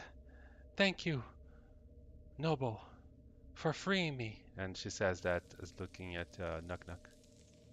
He kind of looks up at her with the confusion, and is like, These my shinies. It says, "You can keep all the treasures. I am Ureos, a servant and of the protector goddess Wadjet. I have been stuffed in this box for God knows how long, and I have been here to serve and to help defeat evil whenever it comes. If you've opened me and free me, I'm sure there's a purpose for that." How big is it? It's medium-sized, so it's quite big. Ah, I And was hoping it was really small. I was going to wear it as a scarf. and You can ride it. yeah, and Ooh. it has wings and it flies. Yeah. Ooh. Can I ride it? Can I Uh, ride it into battle and punch the demon from its back? You probably could ride it actually, because you're small, right? Yes. So you could ride this flying snake. It's quite a powerful creature, but Did he say what his name was? Serves Wadjet? Wadjet is the goddess that it serves. The name is Ureus. I just wrote it on chat.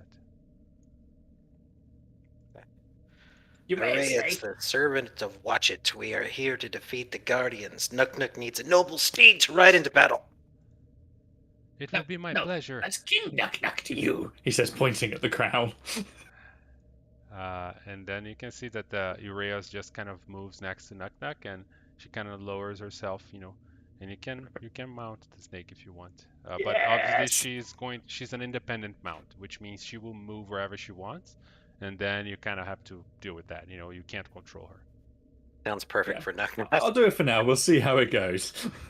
It's about flying off of it. All right. And do you still want to run down the steps on your mount? Oh yeah, without question. Even more so now that I have a powerful mount. Right. So she has, 90 fly speed. So you can move quite a bit on her. It's only twice my run speed. Yeah. And obviously you can, mount on her, and then you can say, "Go over there," and she will obey, but in combat she will most likely do whatever she wants, Yeah. All right, Nuk. As you go there, you realize that there's a statue, and that statue is just looking at you. Sorry, you guys can move yourselves as you catch up to Nuk. That statue is looking at you, and it has these purple, glowy eyes, and emanating from it, there's this kind of blue light, as you can see there on the map. Oh, okay. So you just tap on the light. Okay. Yep. Sure. He's flying. It doesn't matter. Doesn't matter. So as you step, you hear this deep voice speaking. "Ushabiti, what transpires beyond my sight?" And then, the lights just expand, and the light just goes boom, and then it sees King Nuk, Zamfri, and Talaya, there partially, and you immediately you hear in the distance these steps.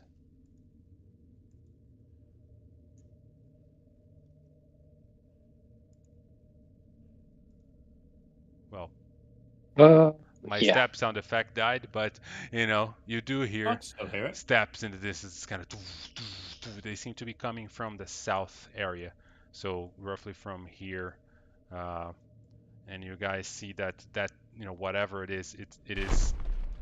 There we go. Can you hear it now? Mm-hmm. Yeah. So we're gonna roll initiative. Whatever it is, sounds big and fighty. Yes. I do apologize for being a little bit too chaotic. Just let me know I can tone it down a little bit. But this is pretty much how all my lessons go. Except the kids get to be the chaotic ones. So this is a little bit of therapy for me. All right. So we begin the fight. Nobody's really surprised, they saw you, you saw them. This guy here immediately moves, towards Knock, setting its sight on it, and it tries to shield slam Knock, hitting for 14, and you have to make a strength saving throw. You succeed on the strength saving throw, so you don't get knocked off of your mount, but it just kind of hits on you, and then tries to slice you with its kopesh, but that one misses. Let me just trigger some combat music here.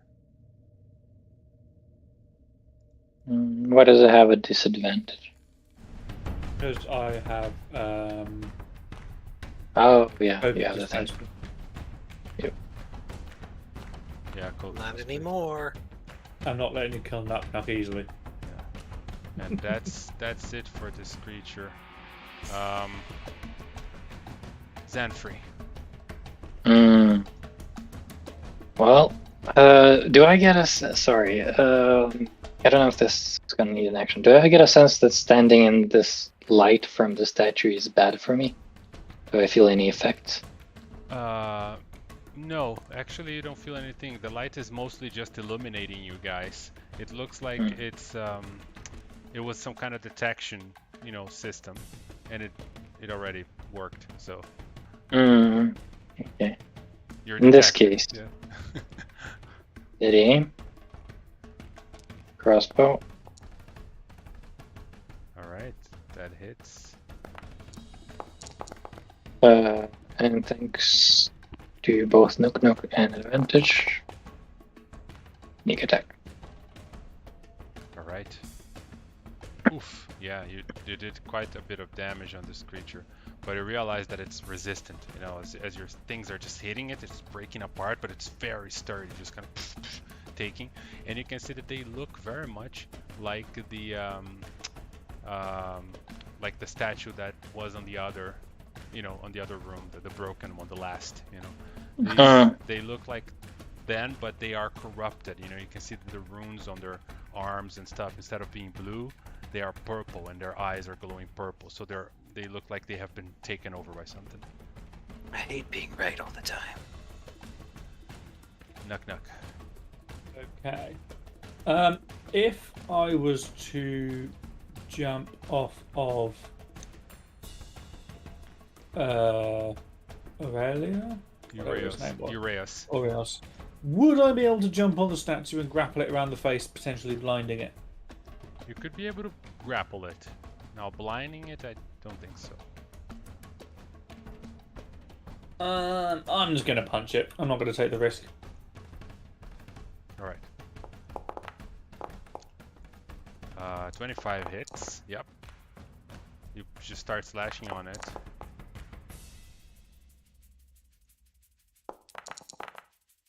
All right. With another 9.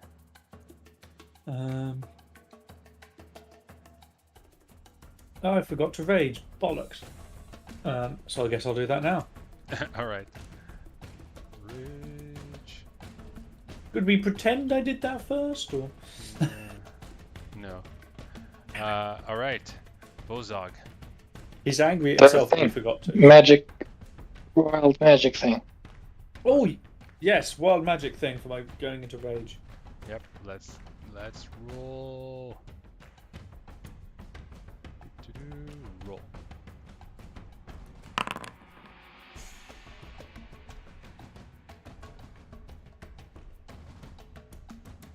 So at the end of the current turn, the spirit explodes. So choose where you want to manifest your little spirit bomb that will explode on when the last initiative happens.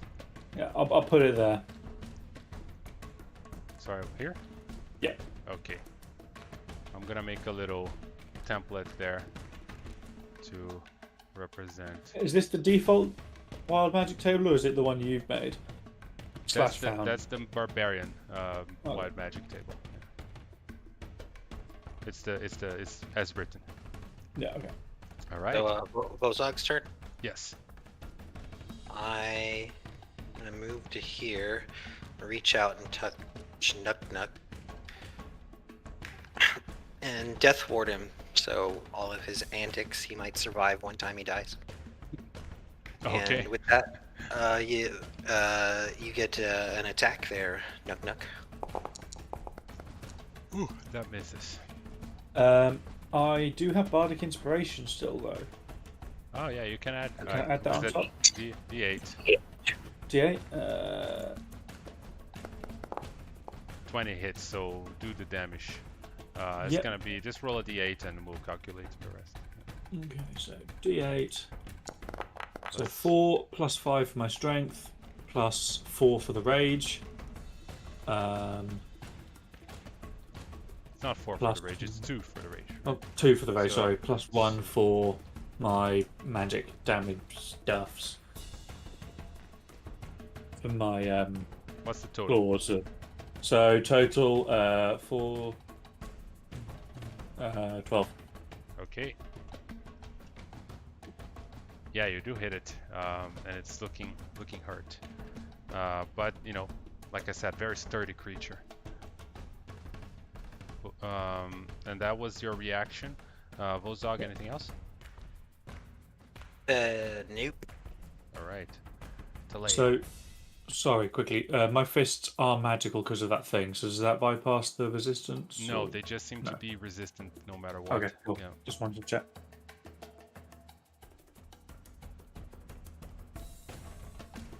Let's see.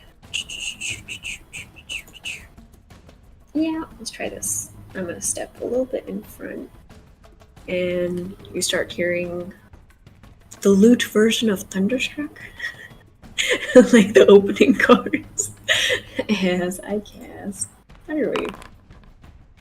Oops. How do I do this? Well, I'm just gonna do like the guy itself to push him 10 feet away. All right. I think Wave. I'll have to step here for this. Yeah. Yes. All right. So he succeeds on the check, taking half of that damage and not being pushed. Mm-hmm. Is he vulnerable to this damage or no? No, Okay. he's actually resistant to magic, so he rolls with advantage.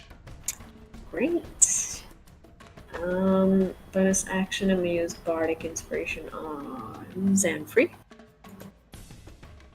All right. Thank you. No problem. All right. Yeah. Euros just kind of charges in, and it's going to try and it's gonna try and constrict the creature, moving over here and just attempting to wrap around it. Does that mean I will have moved with it? Yes. It's trying to, wrap its tail around it, and it does hit, constraining the creature, and it's now grappled by it. And Ooh, she's- restrained. yeah.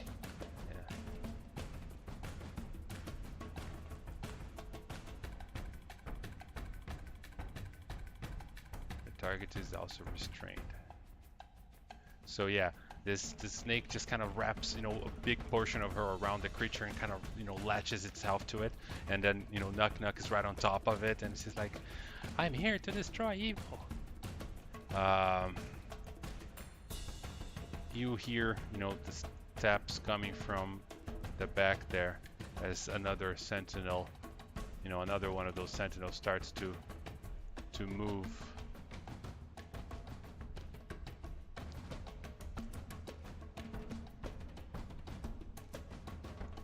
And it starts to just move over here, and it's going to try and attack the snake, that is surrounding its body.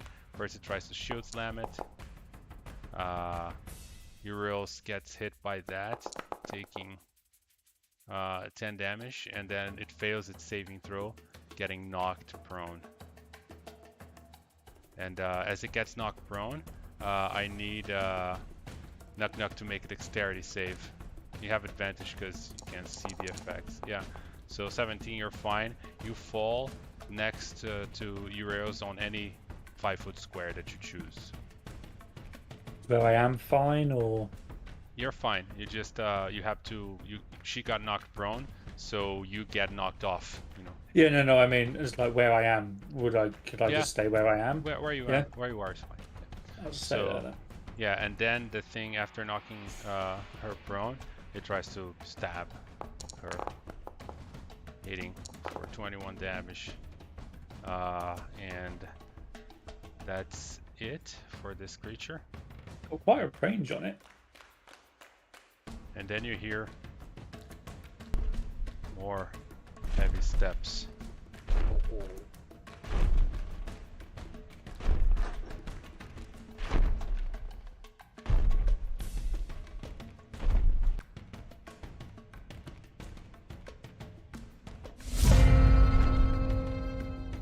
Round 2. This creature over here, seeing So before that, the thing will explode as well. Remember? oh yeah, it explodes, causing 1d6 force. right. Roll for it.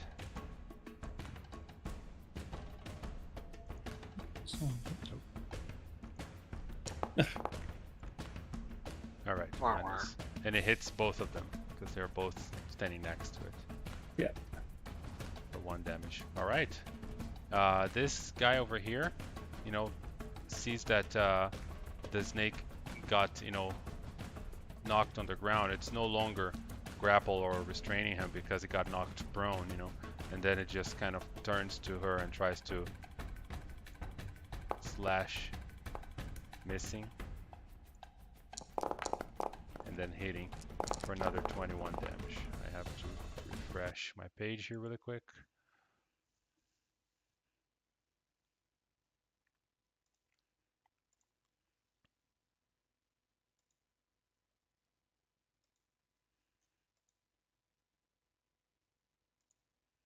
Sorry about that, guys. Sometimes I have these things when I'm recording, you know, 2 screens open at the same time.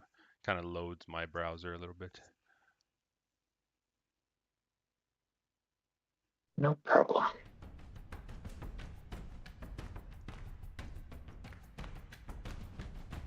All right, here we are. Back into the fight. So that's the guy, you know, attacking the snake. Sandfree. Yep. Old Faithful. Let's go. Best aim. Crossbow. Okay. Oof. So Nice. critical.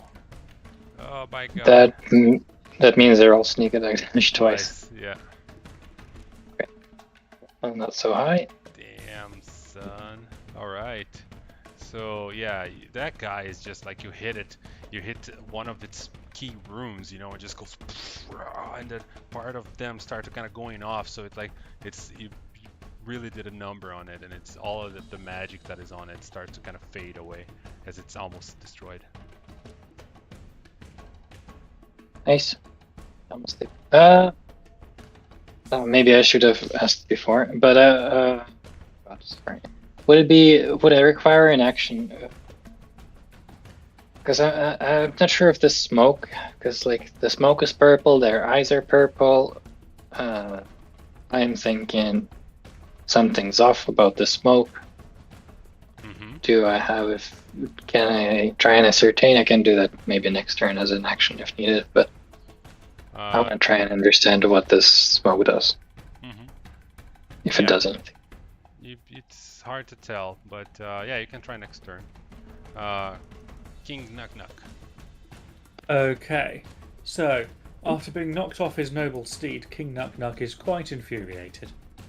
And so he is going to recklessly attack. And because he's quite infuriated, that equals mechanically to a Fury of the Small. Okay.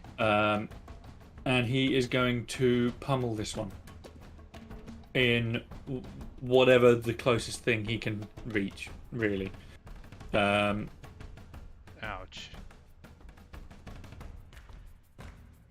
Yeah, roll the damage. Yeah. There we go. Yeah, because I have a reaction here, but yeah, you almost destroy it. Okay. So I'm going to pummel it again. That one misses. No. Well, I Fury did- of the Small didn't actually apply to the first one. So could I did a -4 on it. No worries. Yeah.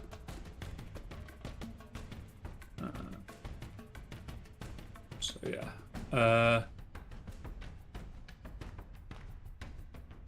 I think that's it then. All right. Okay, yeah. And can you remove the bardic inspiration from me, please, seeing as I do no longer have Oh yeah. that. But yeah, I think that's it, because... All right. Vozog. Yeah. Alright. Bozog will step to here. He will put his hand on Talia and Nuknuk's shoulders and do Cure Wounds Twinned. Where you at, spell? All right. Is that going to be another reaction attack? It is. Oh, yeah. So I pick Nuknuk. Yes. But you both get 7 hit points, I think. I targeted both of you, so That hits. I don't know if it actually healed you. And it destroys it. Yes. Knock, slayer of everything. Yeah, as you punch, this creature just crumbles into a bunch of pieces of rock, right? It's clearly a construct of some sort, similar to the last, that you met before. And it just, you punch it and it just kind of, poof, and it starts to kind of collapse, and then the arms fall, and even the sword and the shield that it's holding, they all crack, It becomes a pile of rubble on the ground, basically. Also, thank you for the healing. Welcome. And is that it? I'm done, yeah. All right. This guy over here. So which one died there? Nick and Hob. Okay, let me just see what I've happened. just seen the one called Archimedes. Archimedes. Yeah. So you guys, as the construct is destroyed, you hear the steps, from the south, just kind of, and then you hear this kind of like, just echoing through the halls, and then it's kind of, as something seems to be like just spinning and moving into the view here. This gigantic construct just stops here, holding a shield full of spikes and a sword with a blue or with a purple blade, and just kind of looks, it looks at you and just kind of like, and that's it. And As then he does that, can Nuknuk just return with a... again, of course. Can I roll intimidation on that? Only half serious. No. Aw. So this guy moves over here, and then you can see that he slowly dashes to this room, kind of getting to the corner here. But he Yes, can't. a worthy opponent. He Come can't. on. He can't really. He can't really hit anything because he dashed. So that's his turn. Talia. After waiting to use this one, Talia's gonna say 2 can play at that game. I'm gonna cast polymorph on myself. Just turn into a giant ape. If I can do that. What do you mean turn into? Bitch. Giant ape. How your vicious mockery. Ouch, I take psychic damage. I'm just gonna cast the spell for now. Oh, Which one are you trying to change? This. Giant myself? No, turn myself into Yourself. Okay. And what are you turning yourself on? a giant monkey. Giant ape. So I can beat them. Exactly. I asked you if you were gonna need extra tokens.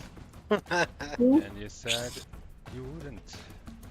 All right, so creatures, giant ape. Let me find here. In my defense, I've never played a bard. I don't know what I can do. Sorry. No. You're also up at ungodly hour. You get it That's pass. 4 a.m. Yeah, it's okay. You're barely conscious. Mostly. How does Goblin Voice hit at 4 a.m.? I imagine it's just a mindfuck. I'm probably gonna have nightmares about it. You're on. Just at work greeting my customers tomorrow. Knock knock. All right, so I am going to open, then drag, and polymorph. Holy fuck, I'm huge. Yeah, That is a big ass monkey. it is a massive monkey. And Knock ride the monkey. Holy mother. I wouldn't even notice, little bug man. All right, so you polymorphed yourself into that, and that's an action, right? So what else do you want to move? Yes, please. It depends. Can I move around these two, over these two? Don't know semantics. No. Okay. Well, then I'll just stick knock knock on my shoulder and be done with it. All right. Well, so you're kind of standing on top of the snake. She is going to kind of fly out. She's gonna spend half her speed to get up, and then fly out, and she will cure herself with cure wounds, healing 9 hit points. That's her turn. This dude over here is, seeing the giant target in front of him. It seems obvious what to do, right? So he's just gonna try and sword the monkey, hitting and then missing with this Kopesh. And with that, the gigantic dude finally met its match as it just kind of stabs here.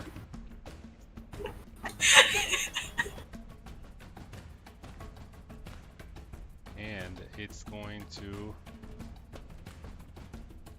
try and, you can see that it kind of commands the creatures to get out of the way, and they get to like move rolling back behind it as a, without giving an opportunity attacks. It just kind of roll, and it just takes the front line, charging towards the ape and trying to hit it with its shoot bash at first. It slams you with the shoot bash, giving you 1d10 bludgeoning. Ow, sorry, still getting used to the monkeyness. Yeah, and 1d6 piercing as the spikes just pierce through the monkey to the ape's skin, and then it tries to hit you with the sword, but misses. And with that ends its its turn. Zenfree. Yeah. Would this guy behind him be behind cover?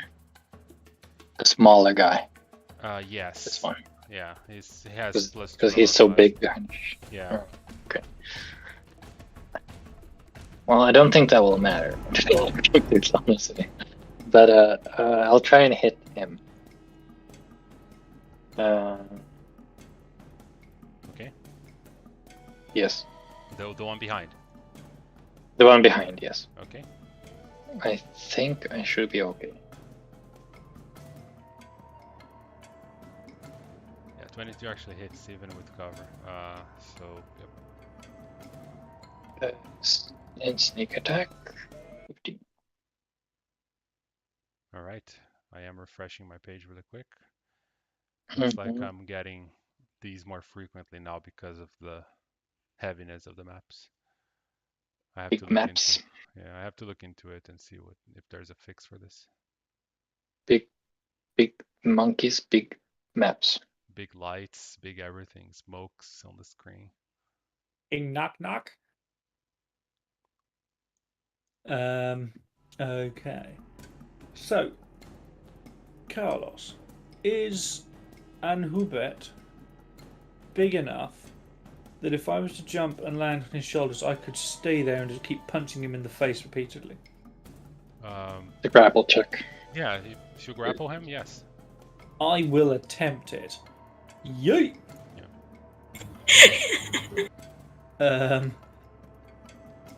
Just a strength check, yeah? Yep.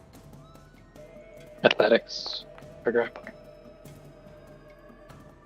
Yeah. Athletics, So hey? you have +4 on that, right? Which is proficiency, right? So 27. Yeah, it'd be even higher. Plus, yeah, so +4 on top, yeah. I rolled pretty high, but you still win. So his speed isn't 0. He can still move because you're too small to grapple a large creature. He has 2 categories of size above you, so you can't really restrict his speed. But you are on him, so yeah. And can I now punch him, or would that have been my action? You can use because it's like one of the attacks is grapple, and then you can punch him with the other. Yeah. Awesome. Oh, I had a question. I know he's not a monk or whatever. I never played an unarmed class. But don't they get like a bonus action punch if they are unarmed? Only if you're a monk.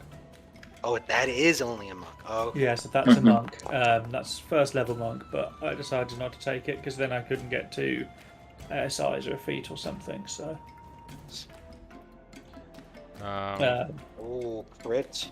Yeah, so you have to roll with actually you wouldn't have advantage on that because he's gonna use this.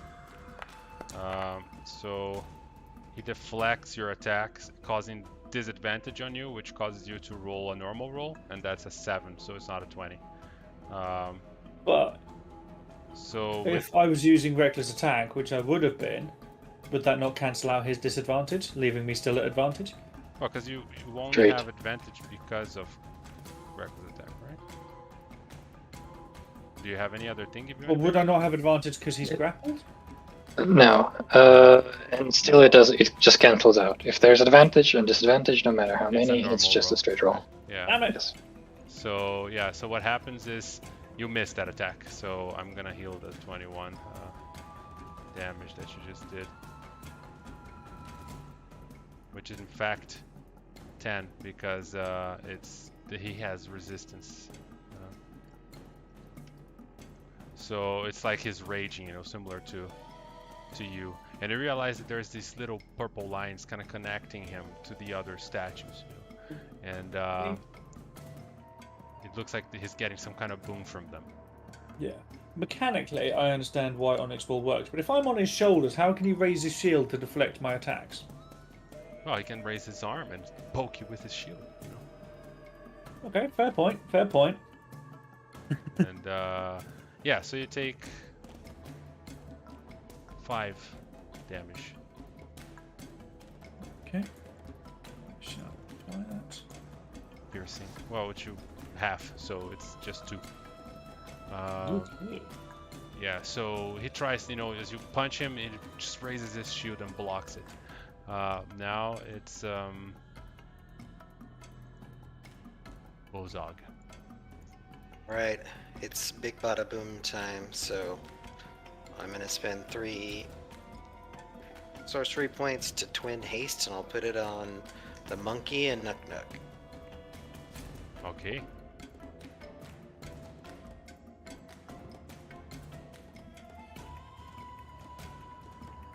And that means reaction attack? Yep.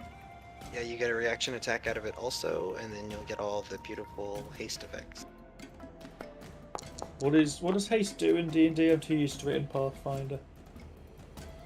Plus 2 Gives you an HP. extra. Doubles your speed naturally, advantage on all dex saving throws, and an additional action on each of your turns. Excellent. Which you can only spend on a movement on a one attack. Yeah. Yes. Cool. All right, guys. I think it's let's agree here that we're gonna conclude this round, and then we're gonna pause because this fight could go on. You know, there's a lot of stuff going on. This guy has a lot of health.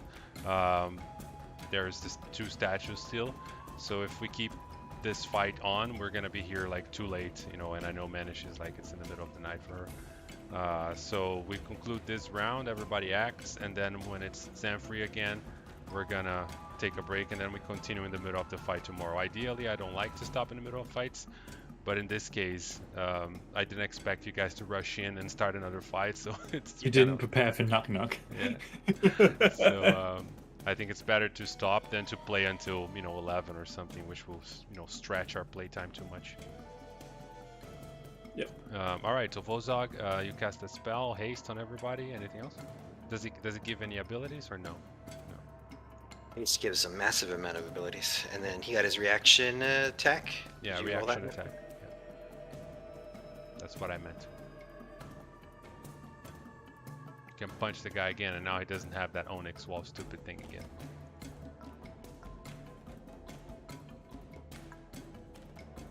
Nook Nook? He's posting memes. Oh, he's busy posting memes. Attack Oh, okay. as a reaction if you want. Wouldn't I've already used my reaction though? Now I think about it. I think that was Yeah. the other round, right? I have no idea. Well, I punched it. Oh, just punched it. Yeah, we punched it and you did some damage. All right. This guy that is behind it is going to come running and try to... Yeah, can't really stop there. So you guys see that it's moving, it's dashing around.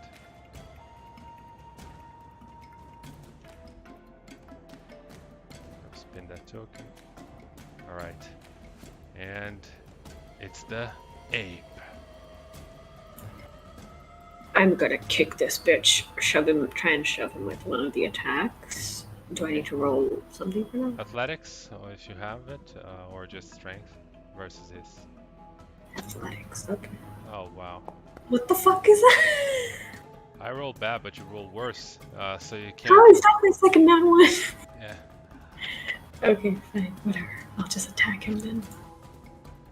The fact I'm grappling it have any impact on that at all? Even though I'm mini? No.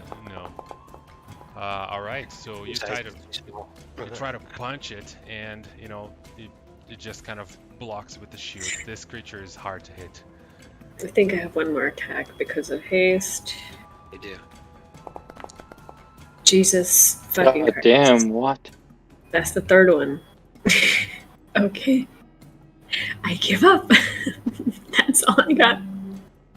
Also, remember both your ACs went up by 2. I don't know if the haste applied that.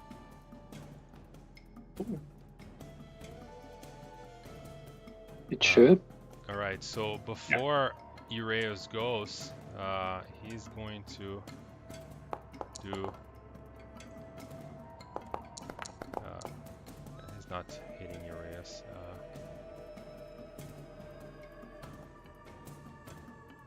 He is going to do Gaze of the Deadly Focus.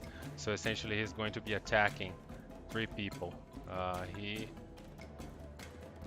attacks the ape.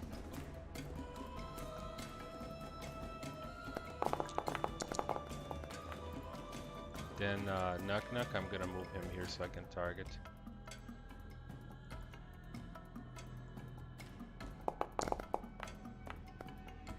So basically, and then Zanfree on the 3rd attack.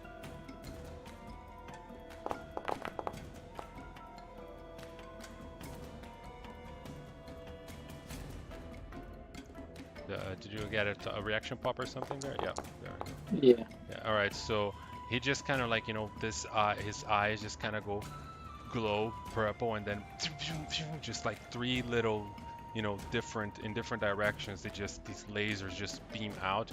One right at Nuck, and the other to the other people. And that's a legendary action he does. It's Eurio's turns, and after healing herself, she is going to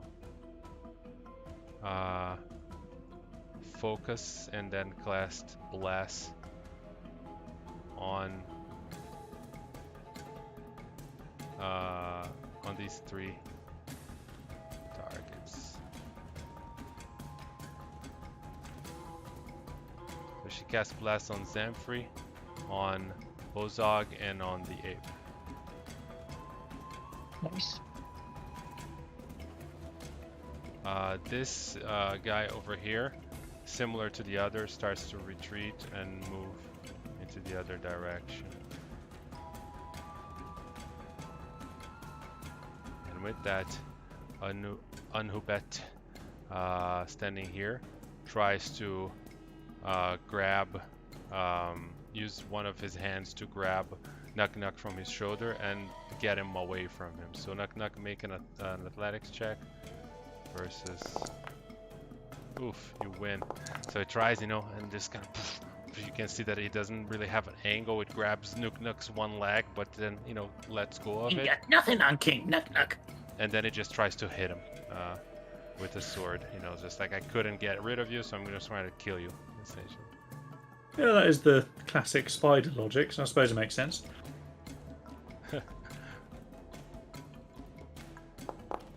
Swings the sword of death towards you and hits you